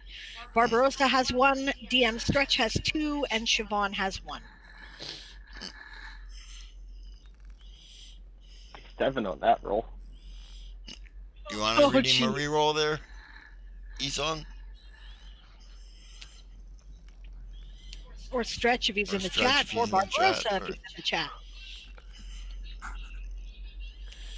Yeah, stop being so on top of things, Siobhan. Exactly. Well, Sable, here's what I'm going to do. Okay. My reroll that I have in there, I'm going to mark. Did you already take the other one out? I did. Then I'm going to reject the last one. The first one that's still in there.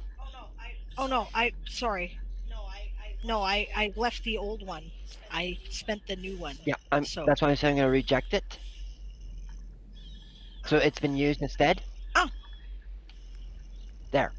Gone. Except that now you have another one queued. Roll. The reroll is for a knowledge check for Lurik, the little mechanical gnome,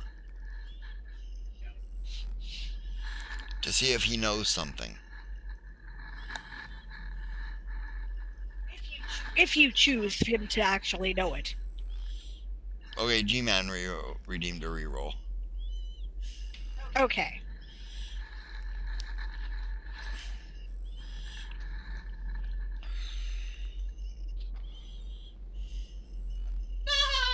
Nat 1. What's that? Well, Natural 20?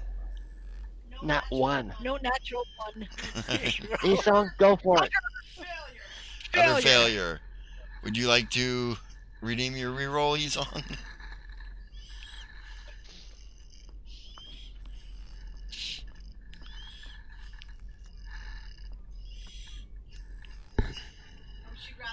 Oh, she'd rather see the ultimate failure. You want to see this fumble? Okay. Anybody else want to head this off at the pass before? Are we limited to 2 rerolls on a specific roll? No, everybody's limited to 1. Individually spent. Yeah. Or until Aaron goes, I'm tired of this, and that's it. Rowan reroll. Okay.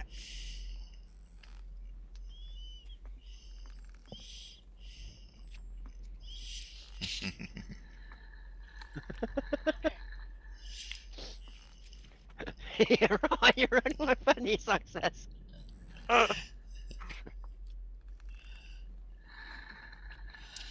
God, it was tempting to just see what would happen with the natural 1 on the roll to see how wrong it was.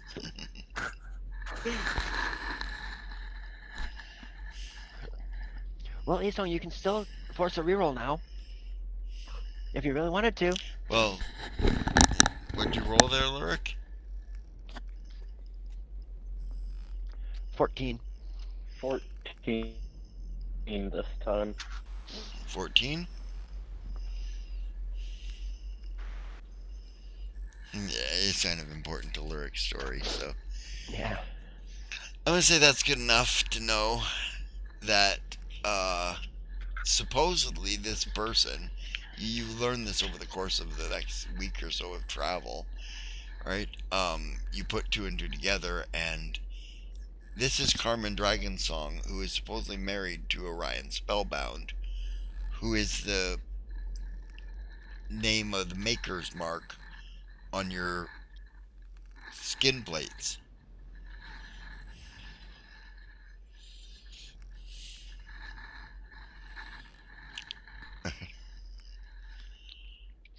No such thing as an important failure.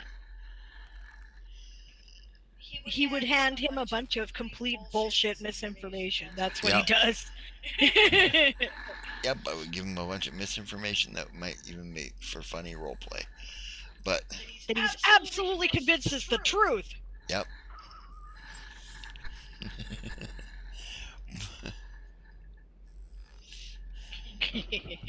But yeah, she's supposedly married to the guy who made your. Oh, we did have a posture check. Oh, thank you for the posture check. Okay. Yep. Sucks. Checked. And hail hydrate. Oh, and a hydrate. Yeah, we gotta hydrate. Hail hydrate. Hail hydrate. No one's offered us one yet, so I did it. Thank you. Yeah, people have gotten out of the habit of that one. I think because I've had more, community challenges and people are not spending their points on little things. Yeah. Which is cool. Yeah, G-Man hit us not too long ago, too, so for a hydrate.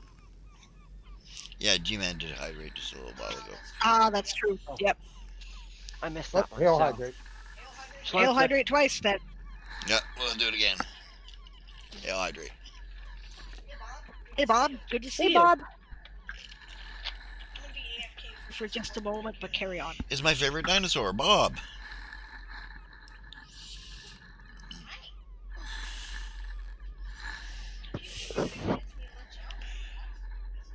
Alright, okay. So as I say,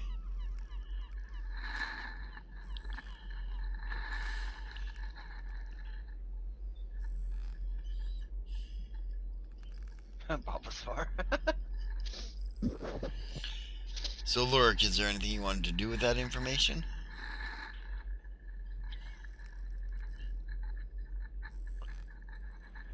It probably is. I'm just tired and brain dead. Okay, do you want to hold off on this until next game or something? Or we can play it on the side.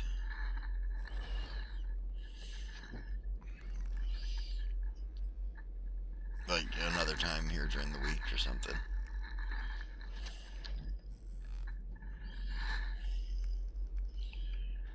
I don't know. I'm not too worried either way. I'm just tired, so.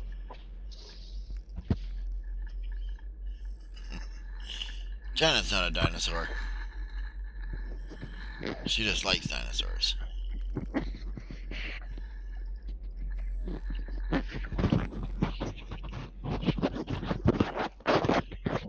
Okay. Get the puppy out of the microphone.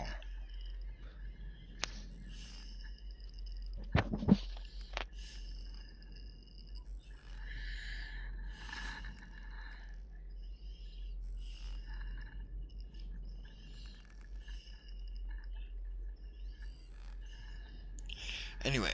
I'll let again when he's more awake. Yeah, we'll do it when you're more awake. It's fine. I'm gonna say you did a roleplay thing with Carmen then, so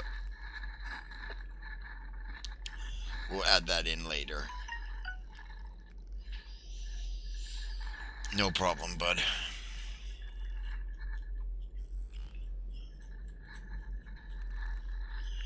Okay, over the course of this journey, is there anything that, well, at least until you get to the wormhole, is there anything that anybody would like to do with either of your two guests? Actually, yeah. I generally would like to talk with Balderlock about psionics. Okay. So one of the days when you're on guard duty, because you can be inside the thing when you're on guard duty, are your bodyguards, not like. Yep. Yeah. Yeah, as long as we try and keep one person outside just in case, so Yeah, we get well- a heads up. Yeah. You guys take turns visiting with them, I guess.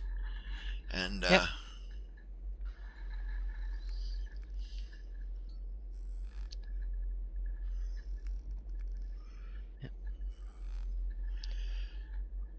or jump naked on a huge pile of thumbtacks, Bob.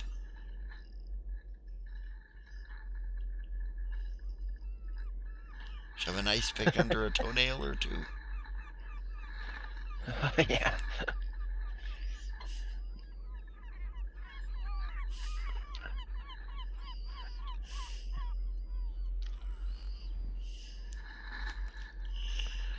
So yes, he's reading a book and chatting intermittently with his mother as you're standing there, and with you.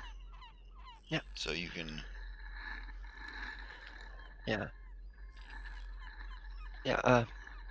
Rumor has it that you're a scion. Rumor has it, he says. And I would have hoped my reputation as a psionic would have come across more than rumors, he says. I'm being polite. Ah. Yes, you're a burgeoning telepath, I can tell. Yeah. Well, he says, you probably want to pick my brain, don't you? A little. Go ahead. Sense? Considering that my development was a little unorthodox. Mm-hmm. Is there such thing as an orthodox psionic development? He says there's a particular standard method this is done. Well, usually it doesn't include Cthulhu brain fluid. Quite often it can. So usually it involves poisons and things like that, or emetics and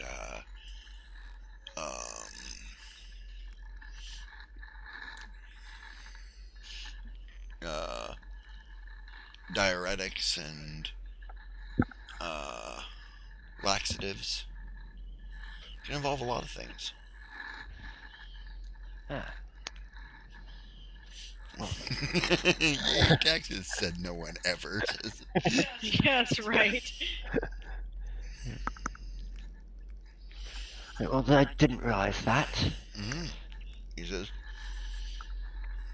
awakening your brain to the inner magics of its own energy, he says, is quite a feat. He says, not unlike that of becoming a shaman, he says. Ah, okay. Never considered that.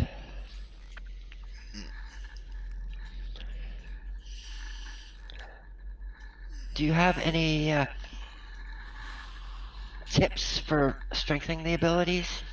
For strengthening them is to practice them, since that's the best way.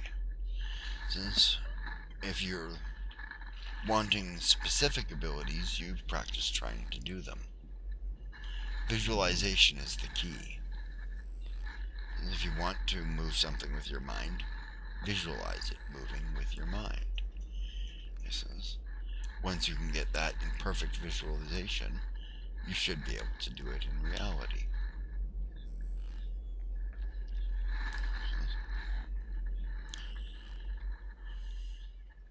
Okay. I mean, I can make crystals glow, or glass. Excellent. Yeah, it's helpful in the wormholes. Yes. I can fix things. Yeah, mend and repair things, of course. That's a good thing to do. I have pretty much a constant link to my commander.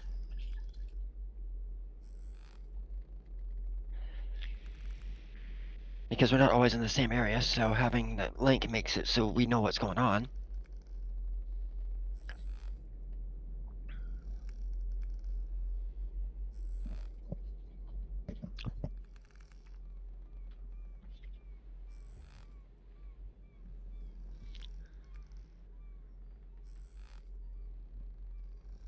Okay, he says.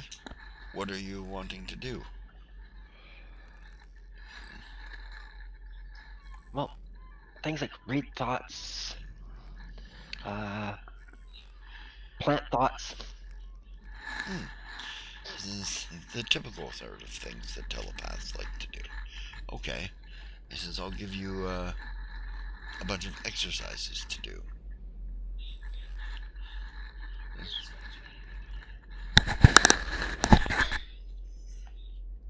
All right. With the partner. He gives you a deck of cards. Okay. And basically teaches you a bunch of paranormal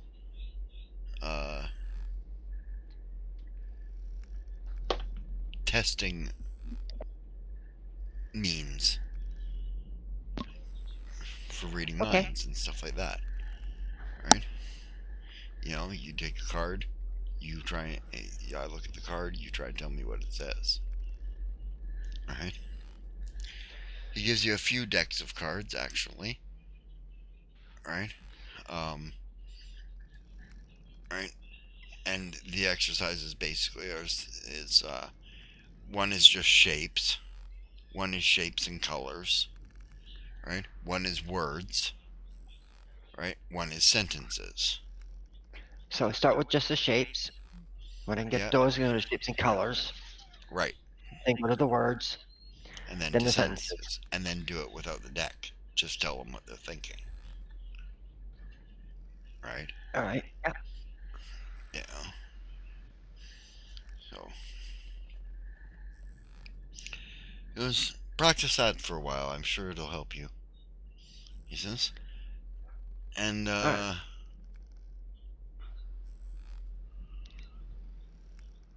and take this, he says. He takes off a rather jewelry encrusted ring off his finger. He says, this will allow you to communicate with me, not at will, but but once a month. He says. You can meditate and communicate with me, and I'll help guide you. Okay.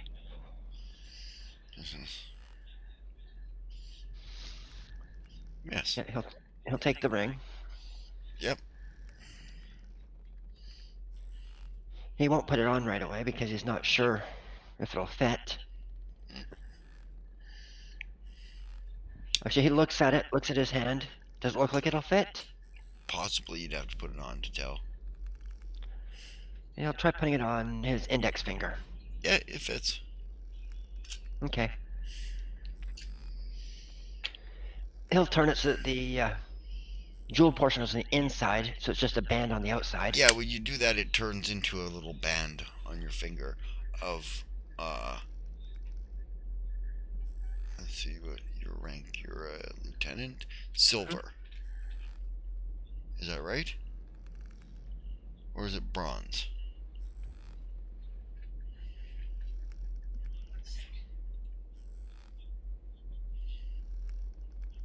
I'm not sure. Sable? Yeah, master.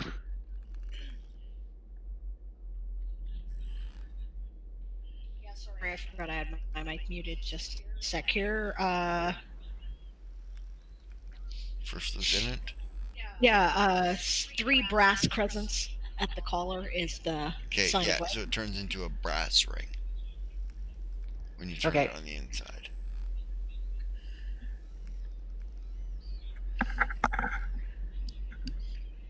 Right. He says, I hope that'll help. So do I.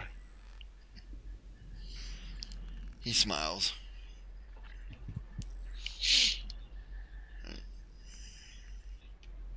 I should get back to my post. And thank you. We'll talk more another time. Absolutely. Come by when you're off work. Yes, sir.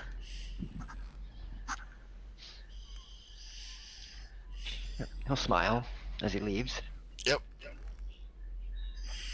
So, anybody else doing anything over the course of this couple of weeks till you get to the wormhole? More the same. Oh, Vonvin is Right. yeah, Vonvin is sociable with our guests, Mm-hmm. but you know, I don't have anything in particular that I need to discuss or play. Discuss or anything or play out. Yes, you're just sociable. Yes. Okay. Yeah. Oh, Celine will drag Vonvin and Yasma along when she sits down to decant information about their father. Mm-hmm. That's something that they can talk about for sure. Yep. And basically she's just trying to get to know him a bit in ways that he might not talk about, since this is one of his good friends. Well, he tells you, right, about the walls of force in Elfried. Okay. Selnar and Valdalock and Stephen Blackmere and Selgorn were being bozos Okay. and got hammered in a bar Like, in Elfried. are you known for? Right? And then they decided that they were going to go streaking. Elfried's a very conservative town. So the guards were chasing them. Right? And Selnar, your father, decided as he rounded a corner to throw up a wall of force behind him and keep running. Oh no. And they ran headfirst into it. Oh, yes. Right? Winces.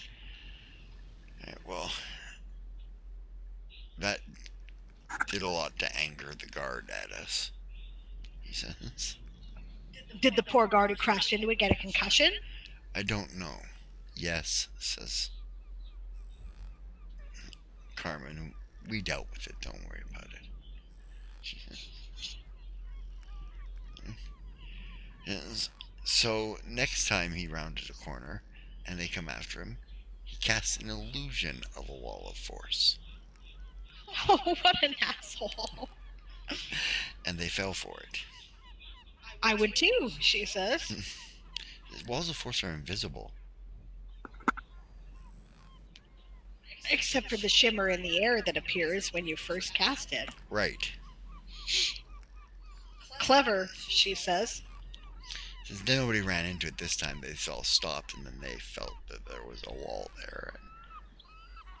That's clever. I might have to remember that It was tactic. an amazing use of an illusion spell. Even Merlin was impressed. But I'm very terrible at storytelling. This is supposed to be a funny story. It is funny, actually, she says. Yes. But you've never seen anything until you've seen a whole group of mages streaking through the city of Elfried. Oh my. Yes, I can imagine this, unfortunately, she says. Well, none of us are He-Man, let's put it that way. Skinny little white bums. Stephen, most of all, he's a necromancer. Junk flapping in the wind. I'm sure it was hilarious. Yes. Did they ever go back to this town? Oh, we got caught. Oh, good, she says. Did they lock you in a magic and really enforced jail? Oh no, we didn't bother trying to escape. They just got us for disturbing the peace. Right? We had to pay a very hefty fine. Finds in Elfrid, if you're ever there, by the way, I should warn you, are a percentage of your value, and they have exchequers, they're called, that can determine a person's value. Oh dear. I see. They know right down to the penny what you are worth, and then what you personally would be valued at. Oh my. Right? So fines are pretty hefty when they give them to you in Elfrid. So was it a castle that you had to give them or something? Yes, something equivalent, yes. Got it, she says. It's a weregild paid to the guards we injured. That's a good idea. You deserved it, she says. Yes. We each of us, there was, I think, 7, had to give 1% of our value to each of the guards. Since he confessed this story, she will tell him the story about the kidnapping of the poor alchemist in Whirlybird and all that merry bullshit. Yep.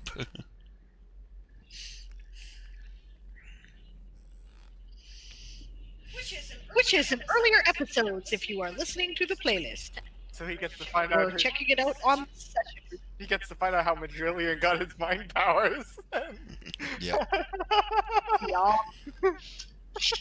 Yep. And to this day, Madrimlian is not allowed to make coffee in the lab anymore. Nope.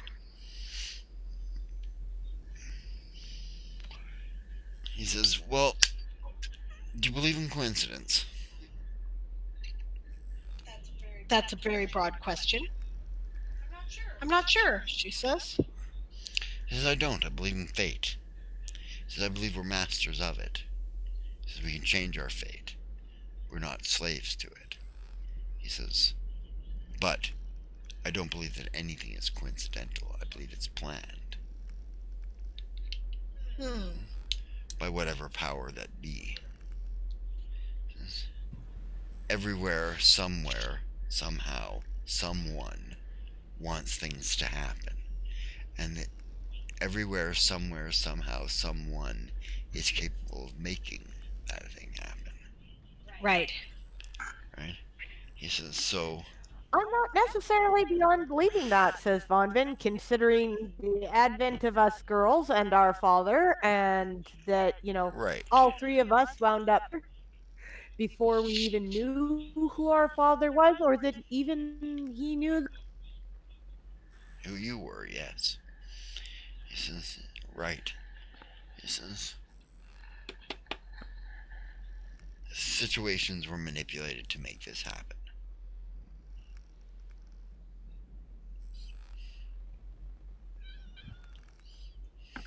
As a matter of fact, I was seriously wondering responsible and if we were intended to distract him from something more important.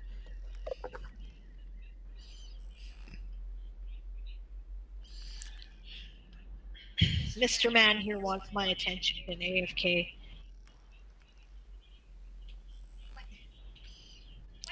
Yes, so basically nude improv pantomime, yes.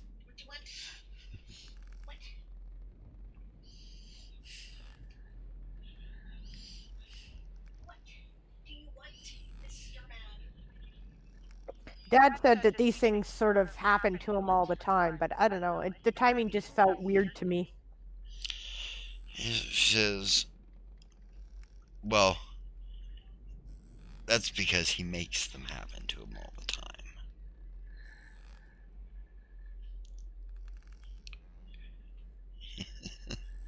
Makes them happen to him? Oh, yes. He says, you would be amazed at the power of your own belief will do.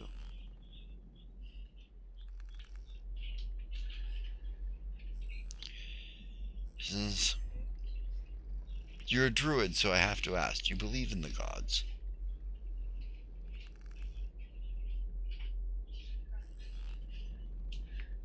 Absolutely. I am not without faith. He says, of course not. He says, but you can have faith in other things other than gods. But Yeah, that the balance needs to be maintained. yes, so Because without, life, there cannot be death, and without death, there cannot be life. exactly. I think My Phil point Walker's being, driving at a point, though, right? yes, my point is, right? How do you know the gods exist? I guess you don't. You just kind of believe it. Right? You know how I know they exist? How do you know? Because you believe it.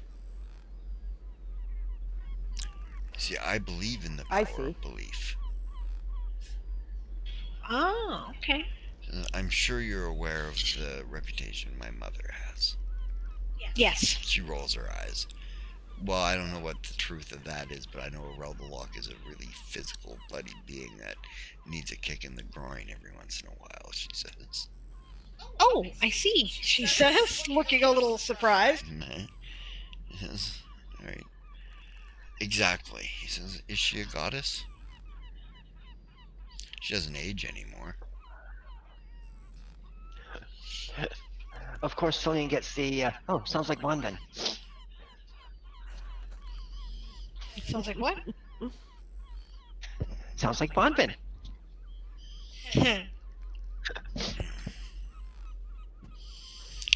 Oh, you're funny.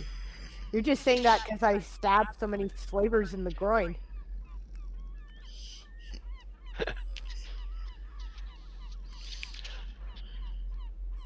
That's when you realize you said that out loud, Madrimlian, as well as in your head. Oops. Oops. She goes, thank you, I'll take that as a compliment. Well, Von Vin generally knows when people deserve to be stabbed in the groin, so... I don't think most people need to be stabbed in the groin, she says, but some of them just need a swift kick in the scrot. Yeah, she, like, if she was drinking something, it goes at that. Von Vin just sort of nods her agreement. Yeah, you're right. Yeah, some people just need to be kicked in the scrotum. Or the... whatever you want to call the feminine parts down there, she says. They need to be kicked there, too. Or in the butt, or, some of them just need to be picked up and shook real hard till they see sense. It's like glow rods, she says. Like sun sticks, she says. Sometimes you just gotta grab them and shake them until the lights come on. Mr. Man, what are you doing? Exactly. I'm gonna remember that one. Gives her finger crossbows. Ash, you leave him alone. Hey. Go smack him. Get down from there. Go smack him. Ash is earning himself a Lacko. Lacko Kettles? Ash is bored. Yeah, give the old man a pad.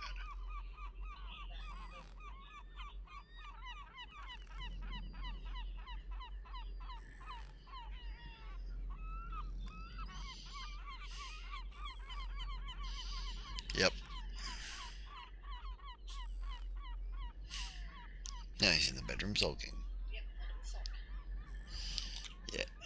Okay, sorry, cat discipline. The boy cats are having a power struggle. Yep. And Great, Ash that's is a cat. sometimes harassing the old man just for the sake of harassing him, so we are discouraging that.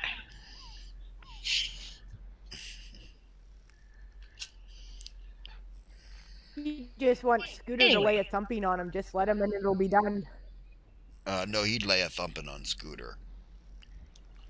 Scooter might be old, treacherous, and tough, but Ash has turned out to be a big linebacker of a cat.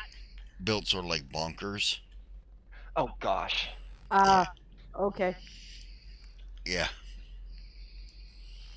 And, Ash did spend time as a stray, too, so it's not like he doesn't know how to fight.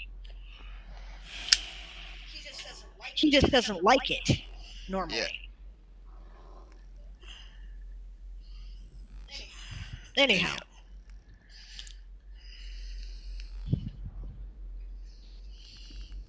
Yeah, so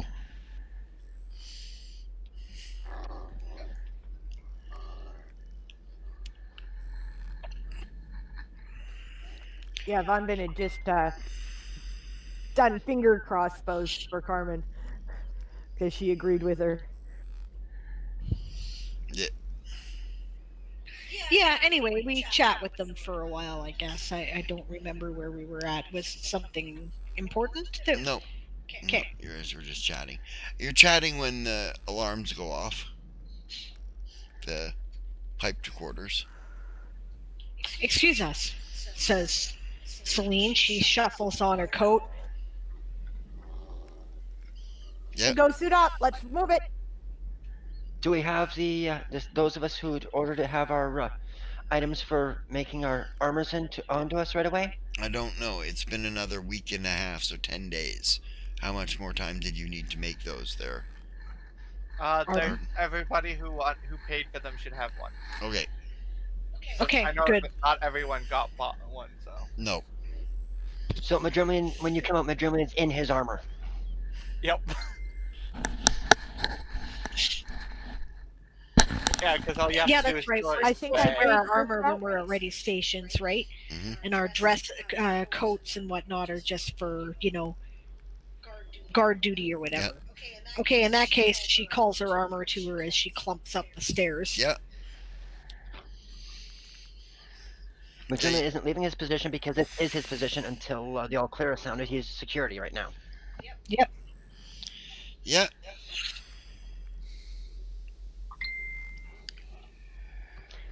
But he does Yeah, we tell hit the direct running.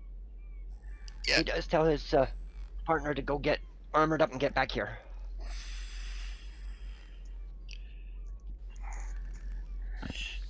Avalon says Ruavel, who's with you at this time. And he fucks off.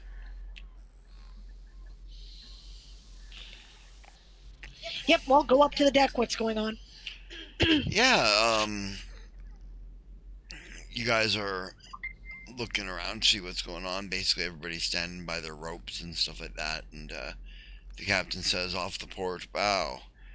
And you see a whole pod of baleen style space whales. Ooh. Right, huge. Like immense, dwarf the ship type. She beams. She takes out her glass and gets like a good look. Thought people might like to take a look. Don't see this every day. Yep. Permission to come on deck, ma'am. Do you hear Alessander's voice from the... Come on deck, Alessander. Come take a look. Yeah, he's up there in a heartbeat. He's got a sketchbook out. Thank you, ma'am, he says eagerly and starts sketching the Yeah, the whales. whale. Eager eyes. All right, good night there, Esong. We got about another hour we're scheduled for if you feel like catching up on the VOD later, and thanks for joining us. Rest well. Yeah, you get some good rest, Esong. Yeah. Good night, hon. Arian takes a firm grip on Karak and looks at him sternly. They're too big for you. And you, says Celine to Laughathere. Bop, says Rafa there. Which translates to, I can take them. Right? Just a fish. They're big fish. Von Ben also has her sketch book out. What's that, Von Ben? So gets out her sketchbook. Yeah.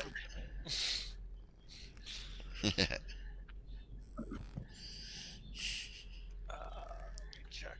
I think you can only use the armor thing 3 times a day. Yeah.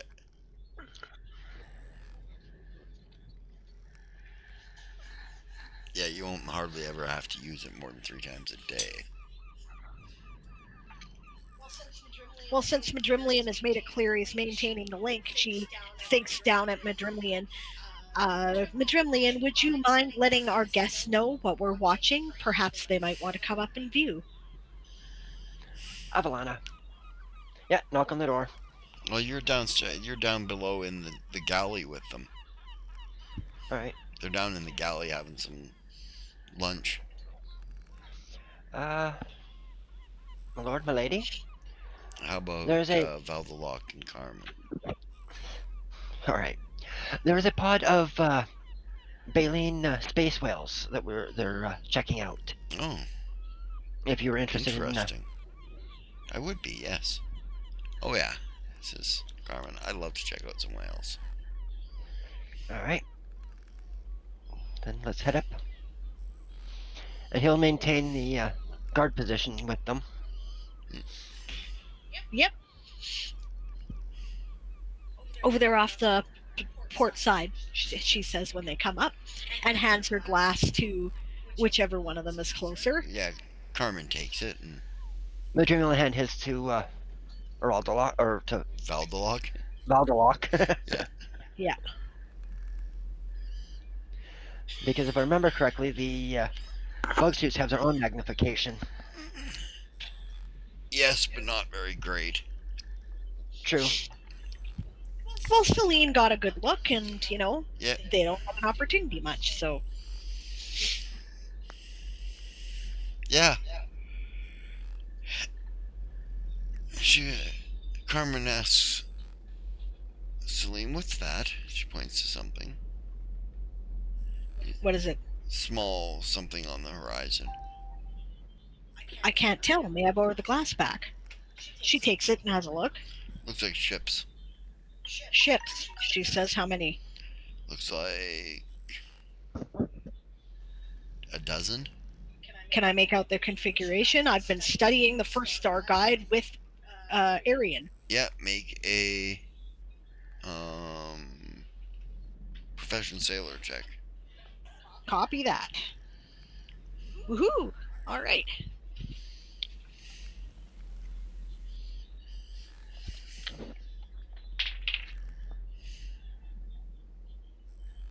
$26. I rolled an 26. 18. They are whalers.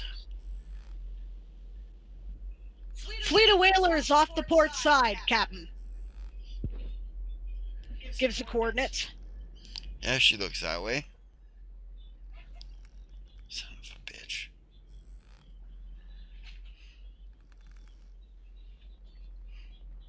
Your orders, ma'am?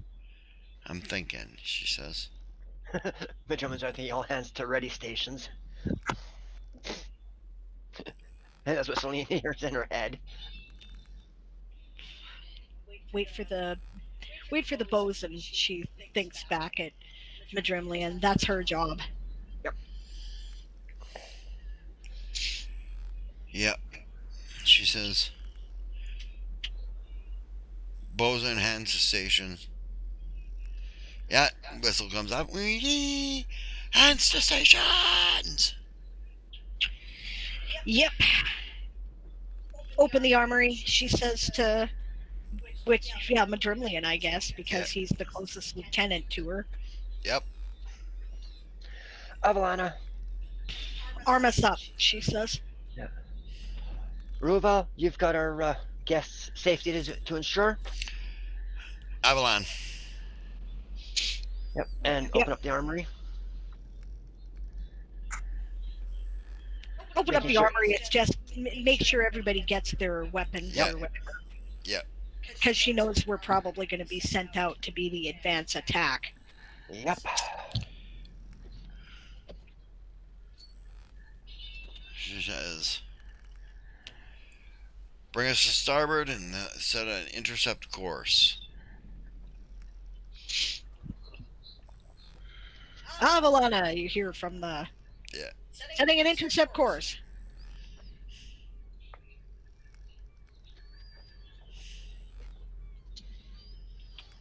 Mm-hmm. Yeah, left the starboard mizzen sail, etc., right? Yeah. Yeah, and ship starts to come around and pick up speed, heading to intercept between the whales and the whalers.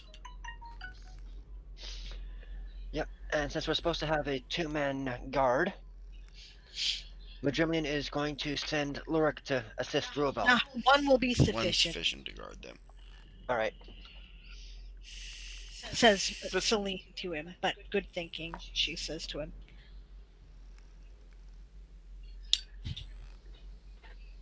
Yep. Yep. I'm ready for deployment when we're ordered. Check on my devices. Yeah. They might just issue a warning. Of course, the likelihood of a dozen ships turning back from one is unlikely. Which is why I'm making sure my devices are ready.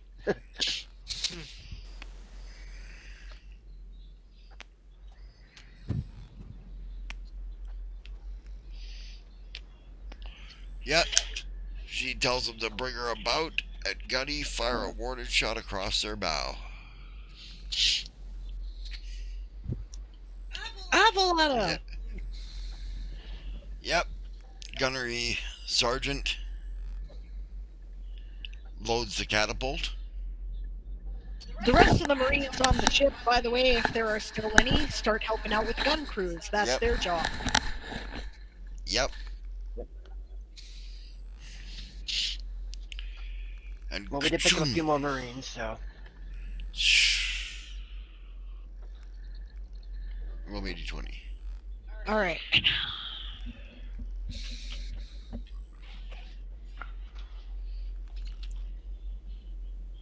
Different D20, I take it.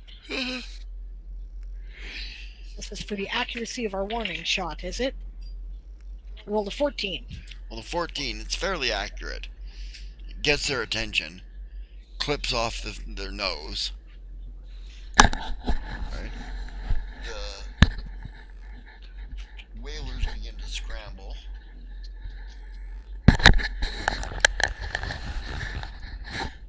And luff their sails. They come to a halt. Decided not to fuck with us. Okay.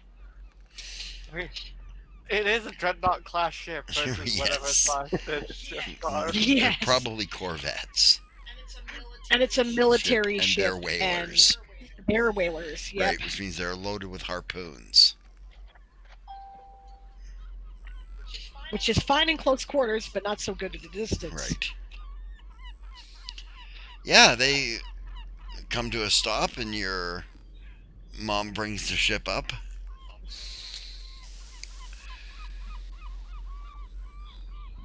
And there's an exchange of flags. Basically telling them that the hunting of baleen space whales is forbidden in Carthenian space. Unless you happen to be an Inkali. No, I don't even think you look lizard.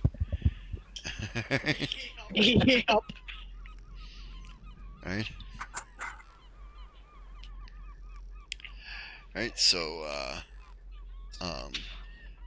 the captain of the one vessel tries to give this thing of that they have Inkali on board, and they're doing it for the Inkali tradition. And she's like, great, let's see him. Great, let's see him. And they bring him up. They do have Inkali on board. Alright? And she says, basically that, there's not enough Inkali on board this ship to justify the killing of whales by 12 whalers. Right? And she's not buying it, basically. Right? If they continue along this course, she will have no choice but to sink all their ships. Return to their home port, and don't get caught out here whaling again.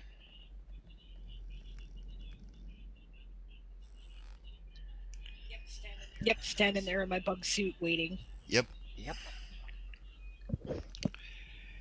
Your mom motions you over.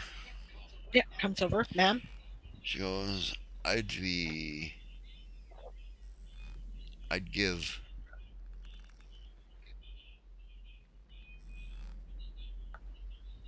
two rations of rum to anybody who could tell me what they were saying over there. Understood, she says. She goes to her mages and she says, can any of you cast invisibility? Yeah, says Xerxes. Probably Ruvel too? Ravel doesn't cast spells. Okay. Or, sorry, I forgot. Yeah, probably Arden too. Arden, can you cast invisibility?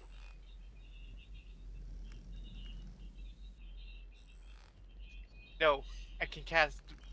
I don't even have Vanish memorized, which is the lesser version. Yeah. Nobody else, eh? Okay.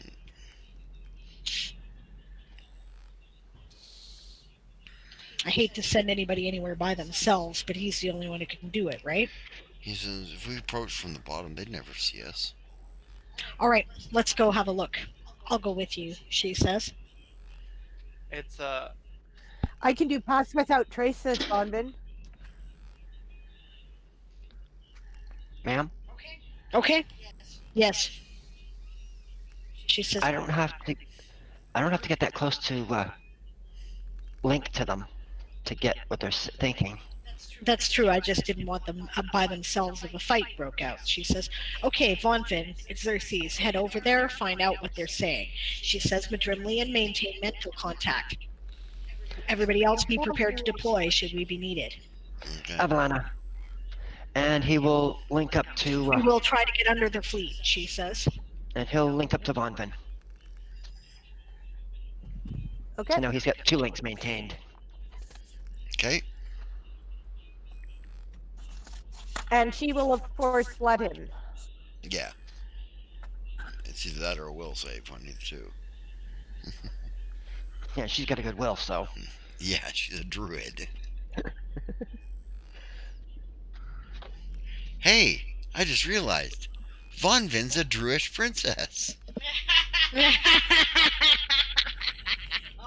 Oh no! I wondered how long that was going to take. Druid princess. Funny, she doesn't look druish.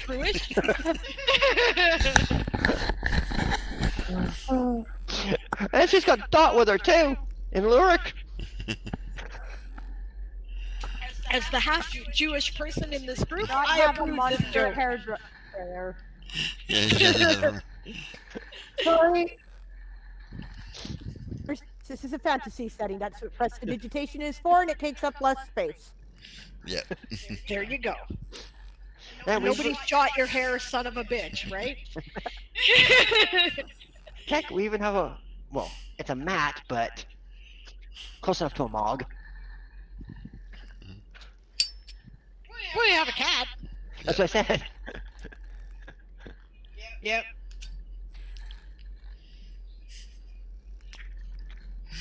All right, we go fly up under the fleet and eavesdrop. Yep.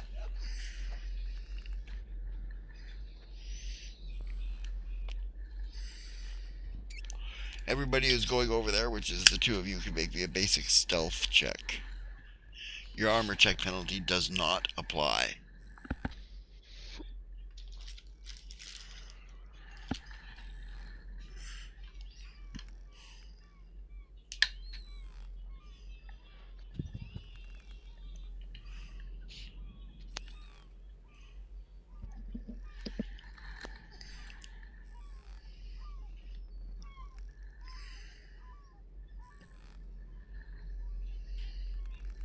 Bob's got a reroll, doesn't he?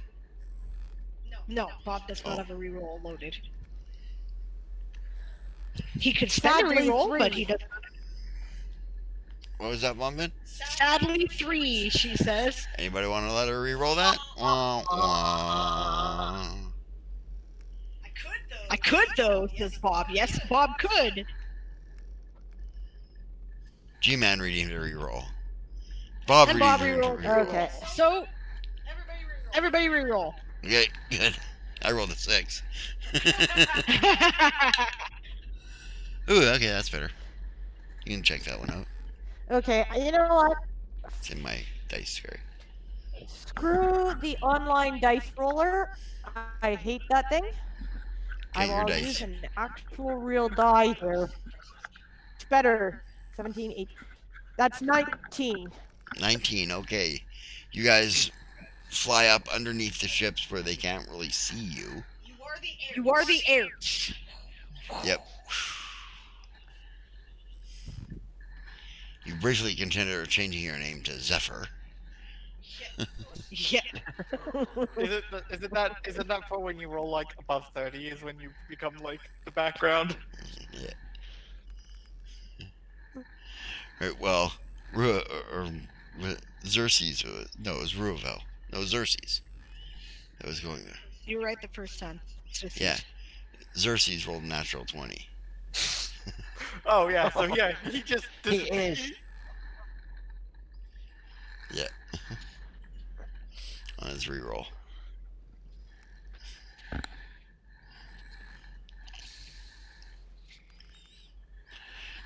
Okay. Yeah, you can hear their conversation from underneath the ship, of course. It's sound echoes around in here. On the deck, the captain is saying, basically, like, they're one ship. What do you think? Like, it's Well, an McGinley elven will be dreadnought. passing this directly to the captains.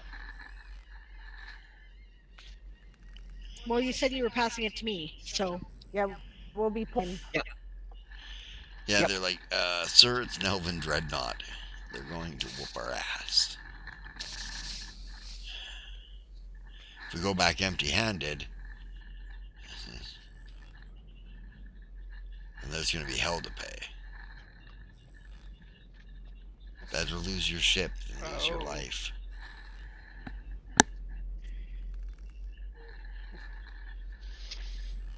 Oh.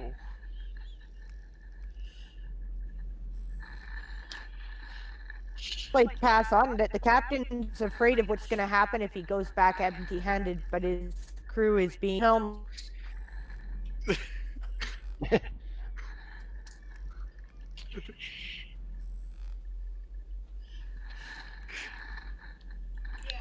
yeah. Pass this information on to Mom. Huh.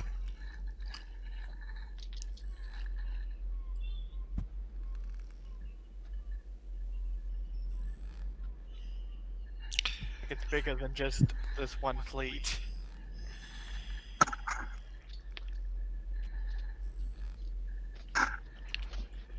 She says, this sounds like the start of a bigger problem. One I am not prepared to deal with right now. Not in the middle of a mission. What are you seeing that I'm not? She says. She says, they answer to someone and they're supposed to bring them whales. Ah, yes, she says. She looks to see if she can tell what flag they're flying. She says, see if you can recognize the ensign. She passes on to Madrimlian to pass on to them. Yep. Because we're a little far away, I imagine. Or at least get a description that we can pass back. Yeah, description is a green rook on a white background. Never heard of it. Nope. Green rook on a white background.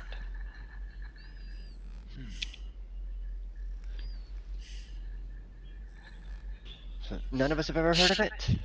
Nope. Okay. Okay. You might have. Dad. You might Okay, have. wait. Just wait there. Done. You might have there, Madrimlin, because you come from Carthan. It's not very likely. Roll knowledge nobility. Yeah, I got a natural 20.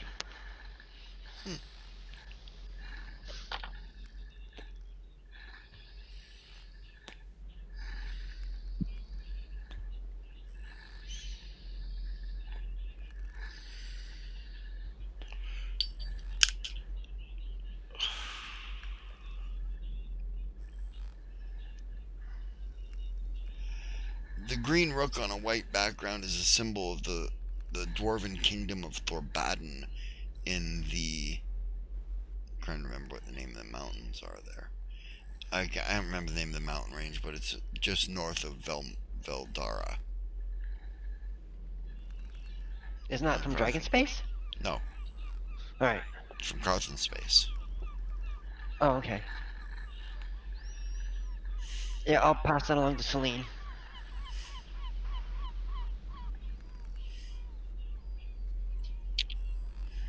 She shares that with her mother. What would the dwarves want in space? She says.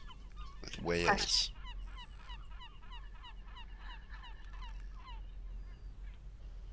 Seems very strange, she says. Mm-hmm. I can't imagine they would take an interest like this unless they were really hungry.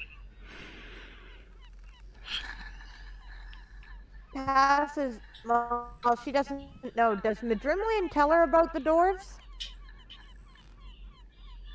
Oh, he can't help it. He's got a mind link with you. So when I pass it to Celine, it passes to you too. Yeah. Okay, well then, And vice versa when it goes the other way. What's that? Basically, that, maybe they've got a food shortage. A whale's a lot of food. Maybe they've had a bad crop harvest or something. Not like they're she'll known pass for that their back too. druids.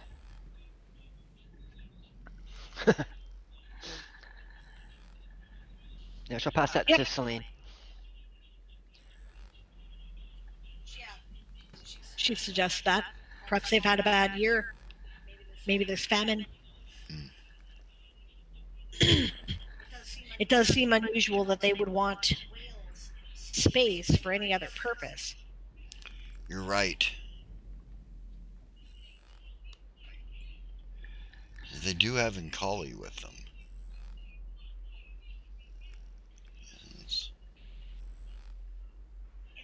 Nkali do traditionally hunt whales, space whales in particular. Seems like and they that might indicates. have been. Oh, what you were saying? Oh no, I was just saying. Of course, that immediately suggests some kind of alliance with the Nkali. Or at least enough that they have Nkali people that said, "Hey, we can get you some whales."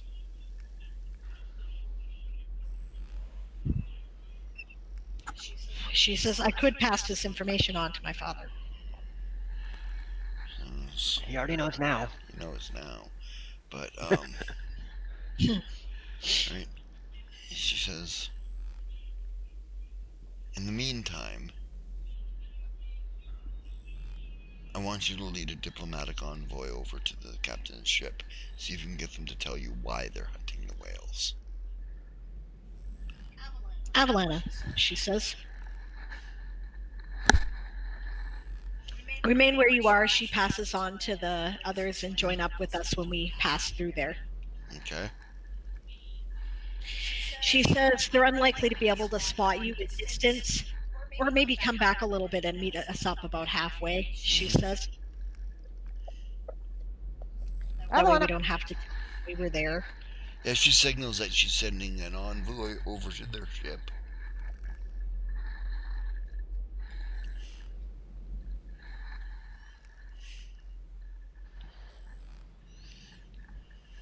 She says, "Oh."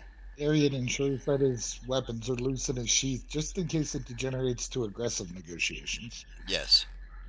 Yes. Yep. Negotiations with a longsword. Just because you negotiate from a position of strength does not also mean that you should not negotiate from a position near the exits.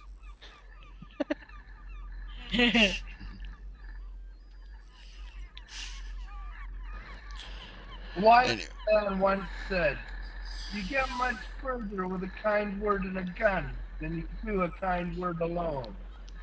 That's true.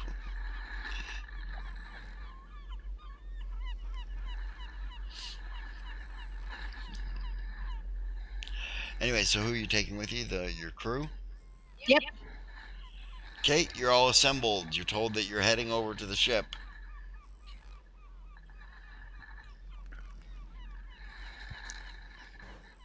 Are Send we in a couple. leaving any bodyguard detail?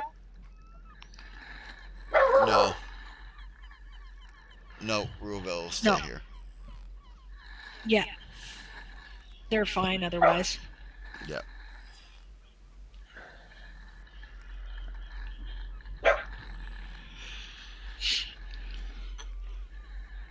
Okay, so you guys start heading over. Yep. Yep. Carrying a white flag.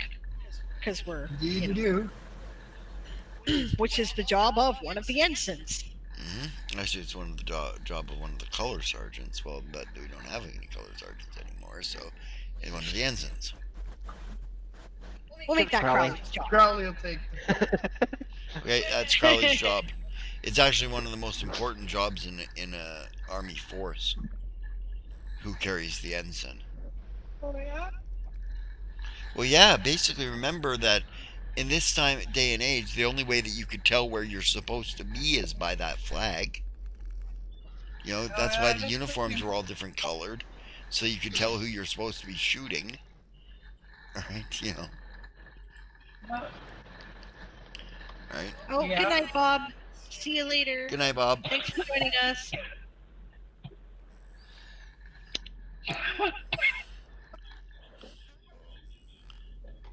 Have a good night, Bob.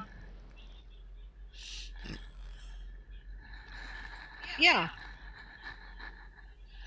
Yep. So you guys fly over to their ship and meet up with Xerxes and Von Ven halfway over. Right. We'll do a, moving land just so there's no real discernible pause. Yeah. No, they're just flying over in their bug suits. Oh, okay. Yeah, so you just turn around and join us. Yeah. Yep, land on the ship. Yeah, they look a little taken aback by the bug suits, but Yep, remove my helmet or whatever. I thought you were all large insects, he says. It's armor, she says. Frightening. Marine Captain Celine Winternist, she says. Yes.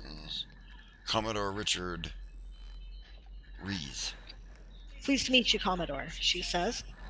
I'm sorry for this unfortunate misunderstanding, she says. Yes. Well, we've been given our ultimatums. She says, typically we have good relationships with the dwarves of whatever the fuck they're... Thorbaden. Robaden? Thorbaden, she says. We're wondering why you're hunting whales. I don't know if I'm at liberty to discuss that. Since I would have to talk to the envoy. Is the envoy here to speak to? Yes. She says, we'll be happy to wait. Yeah, he heads below decks. Mm-hmm. He goes, they want me out there. On the deck. With the space stuff.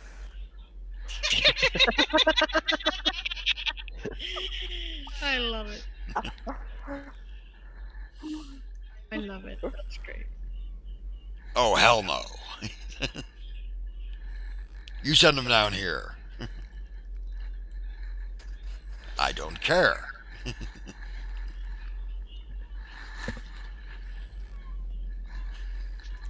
captain comes back up. He says, Gornal will see you below if you're okay with that. Absolutely, she says. What? Thank you, she says. Yep, head below deck. Yep. You head below deck. On the deck beneath is... She does a mental thing about Madrimley and keep about 50% stand to up here. You're in charge. Yep, that's what he figured. Yeah, yep. And then she heads down. Yeah, with a few of them. Okay, who's heading down? Who did she pick? Let's see. Crowley will head down with her. Yeah, I think Crowley, Xerxes, and Arian. yeah, Arian was my feeling. Yeah, Okay. let's do it. Okay. You guys head down. You see a rather grisly-looking dwarf, right, with his arms wrapped around the main mast. Poor bastard. She tries not to smile. But Germany She does says, so. They can't see him. "Oh, I pleased to meet you," she says. His name is, what did I say his name was? Ronald. Start with he a says. G. Yeah, I know it did. Ronald is his name. Well met, Envoy Ronald. She says, "I'm Marine Captain Celine Wintermist," she says. Pleased to meet ya. What can I do for you? She says, she says, the hunting of baleen whales is strictly forbidden in Carthonian space except for traditional Incolli hunting parties. She says, Right, we got some in Collie. They wanted to do some hunting and they couldn't get a whole hunting party, so they sort of got us. with all due respect, Envoy, she says, we find that a thin story, and there aren't enough Incolli among your crew to justify this as a traditional Incolli hunt. Nor are any of the rituals being observed, she says. But we have good relations with Thorbaden. With good Thorbaden, or at least we have traditionally. She says, and we're wondering why you are hunting whales. Is there a problem? Is there anything we can assist with? He says, I don't know. Well, it's been a hard year. I suspect that might be the case, she says. We got a lot of mouths to feed in Thorbat.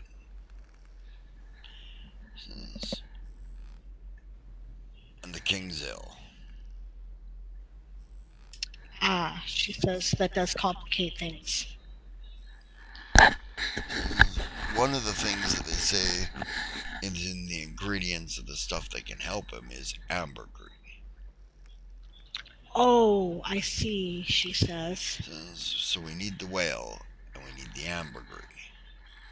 We need the whale for the food, the ambergris for the king. I can understand that. Madriman says to Celine, do the dwarves believe in the king's health is tied to the land of the health of the land? I don't know, do they? You don't know.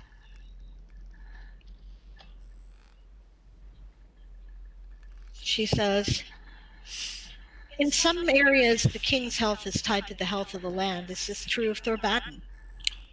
To the health of the clan, yes. I see, she says. We've had plenty people going ill. He says, unable to work. He says the productivity in the forges has been way down. He says, she says, okay, baleen whales, they're not like sentients, are they? No. She says,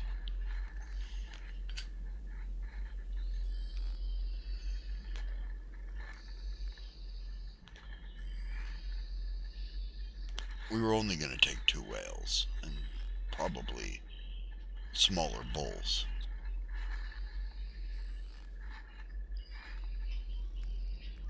I think that, considering the circumstances, a special dispensation could be granted, she says. I don't personally have the authority to do that, she says, but I can reach someone who does. She says, if you'll give us a moment to return to the ship, I may be able to get in touch with someone who does have that kind of authority, she says. All right. He says, all right. He says, the sooner we're out of space, the happier I'm going to be. He says, so. She says, fortunately, you still have plenty of time to catch them, She says, we'll make this quick. Yeah, she nods to him and heads back up the deck and says, stay here a moment. We're going to head over. We'll be right back, she says to Madrimlian. Avalana. Yeah, and then boot over with her half of the crew. Yep. Which is who again? Xerxes, you, Arian, and Arian, and Crowley. Crowley. Okay. Yeah, Madrimlian's listening to the chatter of the crew while he's here. They're mostly fascinated by your bug suits. Yeah, I'm sure. They're like, what if they have to pee? Good question.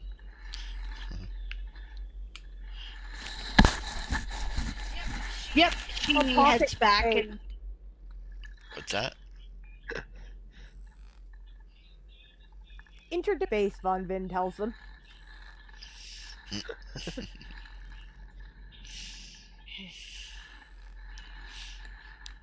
Yep. Okay, you head back to your ship. Yep. She tells her mother what she has been told. You believe them, of course. Yes, I do, she says. I cannot imagine why the envoy would be in space if it were not a dire situation.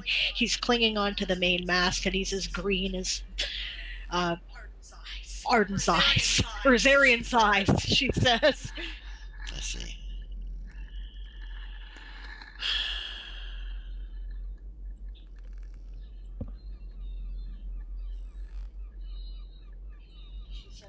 She says, I can't imagine that 2 whales would be too disastrous to the local ecosystem. Am I wrong? She says to Von Vin. It's passed along. Von Vin still on the other relays ship. back through Madrimlian. I don't believe so, but I would double check with Alexander. It's mysterious illness cure.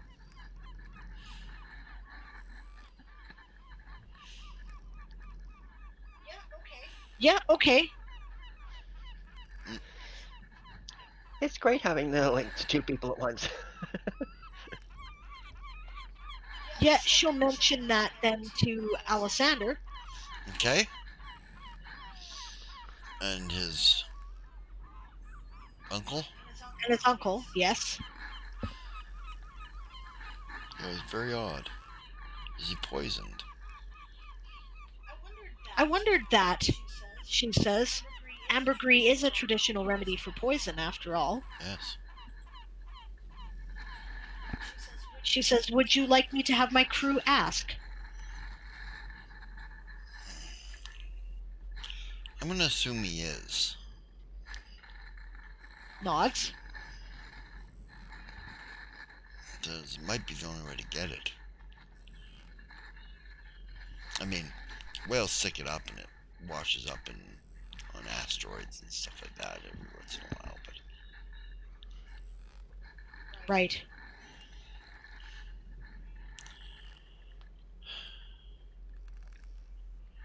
He says, if I have to make a choice between an endangered whale, 1, and an endangered king, 1, he says, I think the king is more endangered. Are they endangered enough that 2 will be a big problem? No. He says they're on the rise again. He says, as far as we can tell. He says they were in decline and now they're rising again because we have cut down all the fisheries. Right, she says. Because right now there's just a I moratorium. have an idea. Go ahead, Crowley. What's your idea? Ma'am, I have an idea. Now, what they're looking for is whale vomit. More or less, yes. Yes. Am I correct? Yes. Okay. Then is there a way we might be able to make one of these whales vomit without killing it, and maybe send a supply ship of food to come and alleviate their problems with food. Just a thought. That is a Then the animal that doesn't have to die. dwarves don't do charity well. They would prefer to trade, she says. They might have something worth trading, but I figured if the situation is this dire, it would be better to take care of the immediate need and then offer the trade alliance, she says. That's something I'm almost certain I would have no difficulty arranging, she says. I mean, rank has Ma'am, its privileges, Well, right? Go ahead, she says to Arian. if they're so down against charity, we do have that groundling galleon we just took. Perhaps it could be loaded and have a mysterious crash landing in their kingdom, and they could just salvage it. I remind you that that's in another space. Yeah, that's what Jim was going to remind Celine. Yeah, unfortunately, that ship is still in Aryan space. We do know somebody who could get the message through, and it'd only take a few days, correct? That's true, and we also know someone who could probably arrange something similar with the agreement that we would repay what had been set up, I'm sure, she says. Anything I can do to help, says Veldelock. I imagine there is, she says, looking at him. She says, we need to get mysterious aid to the dwarves, as my ensign has just pointed out to me. She says, we have a galleon that we captured, she says. I mean, like, it was like not very good for flying anyway, right? We're not talking about the prize ship they went and took back, right? Right. Okay. It's not in good enough condition to do anything useful with anyway, she says, but it is roughly able to fly. If we could have it have an accidental crash within dwarven borders loaded up with supplies, it might be subtle aid we could provide, she says. I can see how that could possibly be done, he says. Yes. But of this ambergris, you say we need to get the whale to throw up, right? Yes. He says, I can do that. That would be most helpful, she says. Yep, he says, very well, watch your eyes. Yeah, she'll close her eyes. Close them, but... And Yeah. he moves to the edge of the ship and he crouches down, he puts his hands on his feet, and then he begins to slide his hands up his legs, and as he does, the skin basically seems to almost split apart, and weird. Okay. light emits, like we're talking like Cocoon, you know? Kind of neat. Right? And the skin sort of almost, the light eats the skin away. Ew, weird. Right? Until he is this being of light just standing there, right? With Neat. huge wings.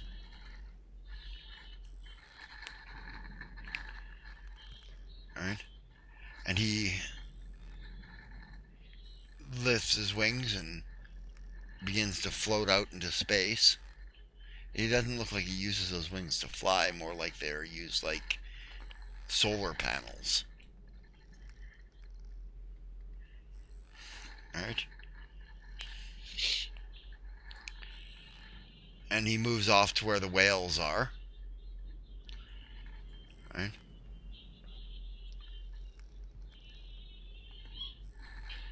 Wow, she's like kind of stunned. Yeah. And then you see he speaks to the big bull. He seems to be talking to it. Right? And it spits up this ball of ambergris into his arms. Wow. Right? Like, you know, probably 40 pounds. Okay.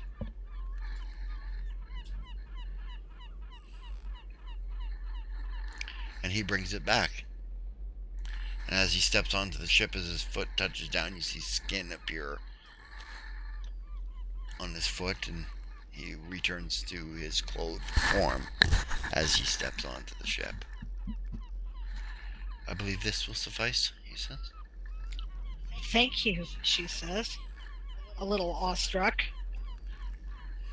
Yeah, their whole crew is just standing there like, Gaping. deer in the headlights. It's like, remind me not to get in his way. You're in your head. Yeah, all the whalers are all just gaping over there too. That was impressive, says Von Vin, because I assumed that, we're playing Link relay games. Yeah. Yep. Just bleed over.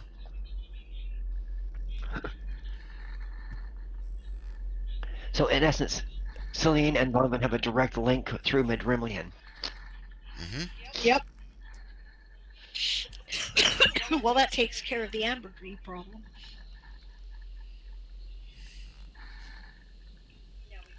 Now we just need to help get them food. Thank you.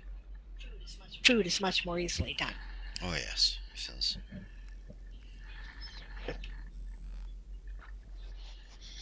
The other thing, they're outfitted for fishing. Is there any way you can tell if there's a large school of space tuna nearby? Something they could legally fish? Something they could legally fish, yes. That's good thinking, she says. I bet you Kara could tell us something. He can probably smell for light years. Literally, she says. What about it, bud? Is there a school of tuna near here or anything? Scritches him under the chin. He grins. Big toothy grin. Starts swimming off into space. I guess he'll lead them to the tuna. Midrimlian will look at the captain. Follow that shark, you'll get your food. That shark's hardly worth eating. He's taking you where you can find tuna. Tuna? What's a tuna? A very large A very fish. large fish. Oh, okay. And they're legal to hunt. Let them know that we'll accompany, if that's okay, Captain, she says. Captain, we're going to have to follow him as well, if that's all right. She nods. Follow that shark.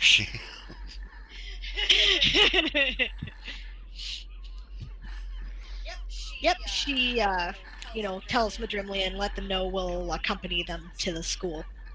Yep, and our ship will accompany you to the school. Okay. Yeah, they turn around and start following the shark. He leads you to a big school of tuna and immediately dives in to catch one. Yep, why shouldn't he? There's lots of fish. Yeah.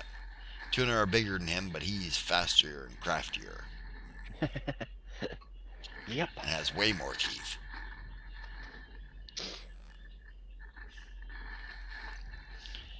Yep, he brings you back a shark there, Arian. I mean, a tuna. Spits it out on deck. Let's scratch him under the chin and around the gills. Tell him thanks. And donate the tuna to the galley. Yep. What a good boy you are, she says Celine to him. Well done. Scritches him. Yeah, they start harpooning tuna. London just sort of I was going to say is... long. Make sure he gets his favorite bits. We don't really like those bits anyway. Yeah. And Madrimlian and crew will help in the harvesting until Arian Rod's pride gets here. Makes sense. Yep, lend a hand. when we do, I'll make sure that we, once the harvesting's done, stay out of their way during that time, or maybe even help them depending on the captain's orders. Captain orders you guys to fish some fish. Use your harpoons. Avalana, go out and hunt the fish. Take a harpoon. We're in bug suits. Yep. We can handle being chewed on by sharks or by birds. Yep. Yep. Yeah, you guys can get a little fun in practice. Target practice. Maneuvering practice. Yep. Yeah, Do some Madrumlin will act as the deterrent to send them back towards the ships as they're trying to get away. Yeah, we can herd towards the Dwarven guys, sort of like beaters. Yep.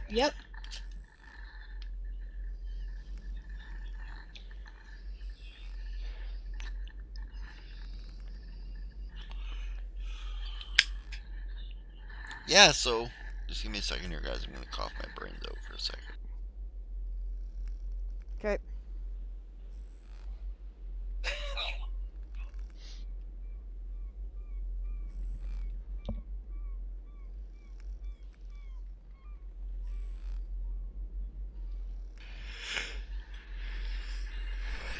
So, I think that's where we'll put it up. Okay. Well, that was fun. I had a good time with that. Yep. We did some dice rolling. Yep. Solved a problem. Had a risk of real conflict. Yeah, could have been. One more thing before we quit, though. Celine will wait until the hunting's done and then bring over the ambergris. Okay. And we'll leave it there. Yeah. All right, thanks for joining us tonight. Next time we're going to be back will be Tuesday. Aaron will be back for Ask an Old GM at 2 p.m. Pacific. That's 10 p.m. GMT. And Wednesday I'll be back with Diane Wrights at 1 p.m. Pacific, 9 p.m. GMT. Yeah, we're pretty close to 400 followers, like I said, so keep on your lookout for a raffle sometime this week. Thanks for listening. And who's online the week in raid here? Sure, there must be somebody. Coffee. Chaotica. And coffee, yep. Yep. Yeah, I got Chaotica, coffee. Some other people I follow that you don't, so. BDG is still We up. raid coffee a lot. We raid coffee a lot. We do. Let's raid Chaotica. You want to read? Well, remember, I'm still trying to support 31 Days, 31 Stories this month. Okay. Right? But art. But art is nice. I don't know. What's the vote, guys? Well, Dom Drake is up as well. I don't know Dom Drake. And Polite Streamer. ASC. Lesser known one, actually. Yeah, okay. They're on the schedule. Still Make your votes in the chat, guys. And still has not made affiliate. What's that? And only has 26 followers at the moment. Oh, Dom Drake, that's right then. Okay, I guess we're rating Dom Drake then, because I want to support newer streamers. So. And follow if you're here and haven't yet. But if you're interested in writing and you're following the 31 Days, 31 Stories challenge, then Coffee Quills is doing their thing. So I'll make sure to put their link in the chat. And there is a newer streamer who is also streaming, but we rated them earlier already. Okay, and that is what's the thing? It's BDG Catages or BDG Cajages, right? Catages, yeah. Catages. Okay. So they are a brand new Anvilite streamer. They're doing world building for tabletop RPGs. Make sure to check them out if you get the chance. But we are going to raid Dom Drake let's have the credits, I guess, eh? Credits. I don't have any credits, or else I'd be buying some software. Badoom Tish. All right. And an out of game. We have credits. Yeah, the credits are rolling. All right. Toy Soldiers Old School is game mastered by Aaron Ree, based on the Toy Soldier Saga universe, created by Diane Morrison. Audio is provided by Google Meet. Sound effects and ambience provided by Sirenscape. Music provided by White Sand. Check out his Patreon at patreon.com/whitesand. Mapping software provided by Campaign Cartographer 3+, Incarnate, and World Spinner with adaptations in Adobe Photoshop. Graphics provided by Hero Forge. Gaming software provided by Fantasy Grounds, Hero Lab, and World Anvil. Check out our campaign at www.worldanvil.com/w/Toy Soldier Saga. Distributed under a Creative Commons Attribution License, the Toy Soldier Saga is copyright 1995 by Diane Morrison, all rights reserved. We're going to raid Dom Drake. Remember that our raid shout is "Prepare to be boarded" because we are the Sables Privateers. And thanks very much for joining us tonight. I had a great time, and I hope you did too. If you're trying to catch up on back episodes, we're almost up to date. The last one will be uploaded and released February 3rd. So I'll put the campaign link here in the chat so that you can check out our direct. Oh, you're rating now, are you? Oh, no, I think. All right, yeah, enough chat. Yep, there we go. That's where you can find the playlist, or you can look on the campaign direct page and check out the different sessions where each video is associated with the session that it was recorded for. Have a good night, everyone. We'll see you over at Dom Drake, or we'll see you on Tuesday.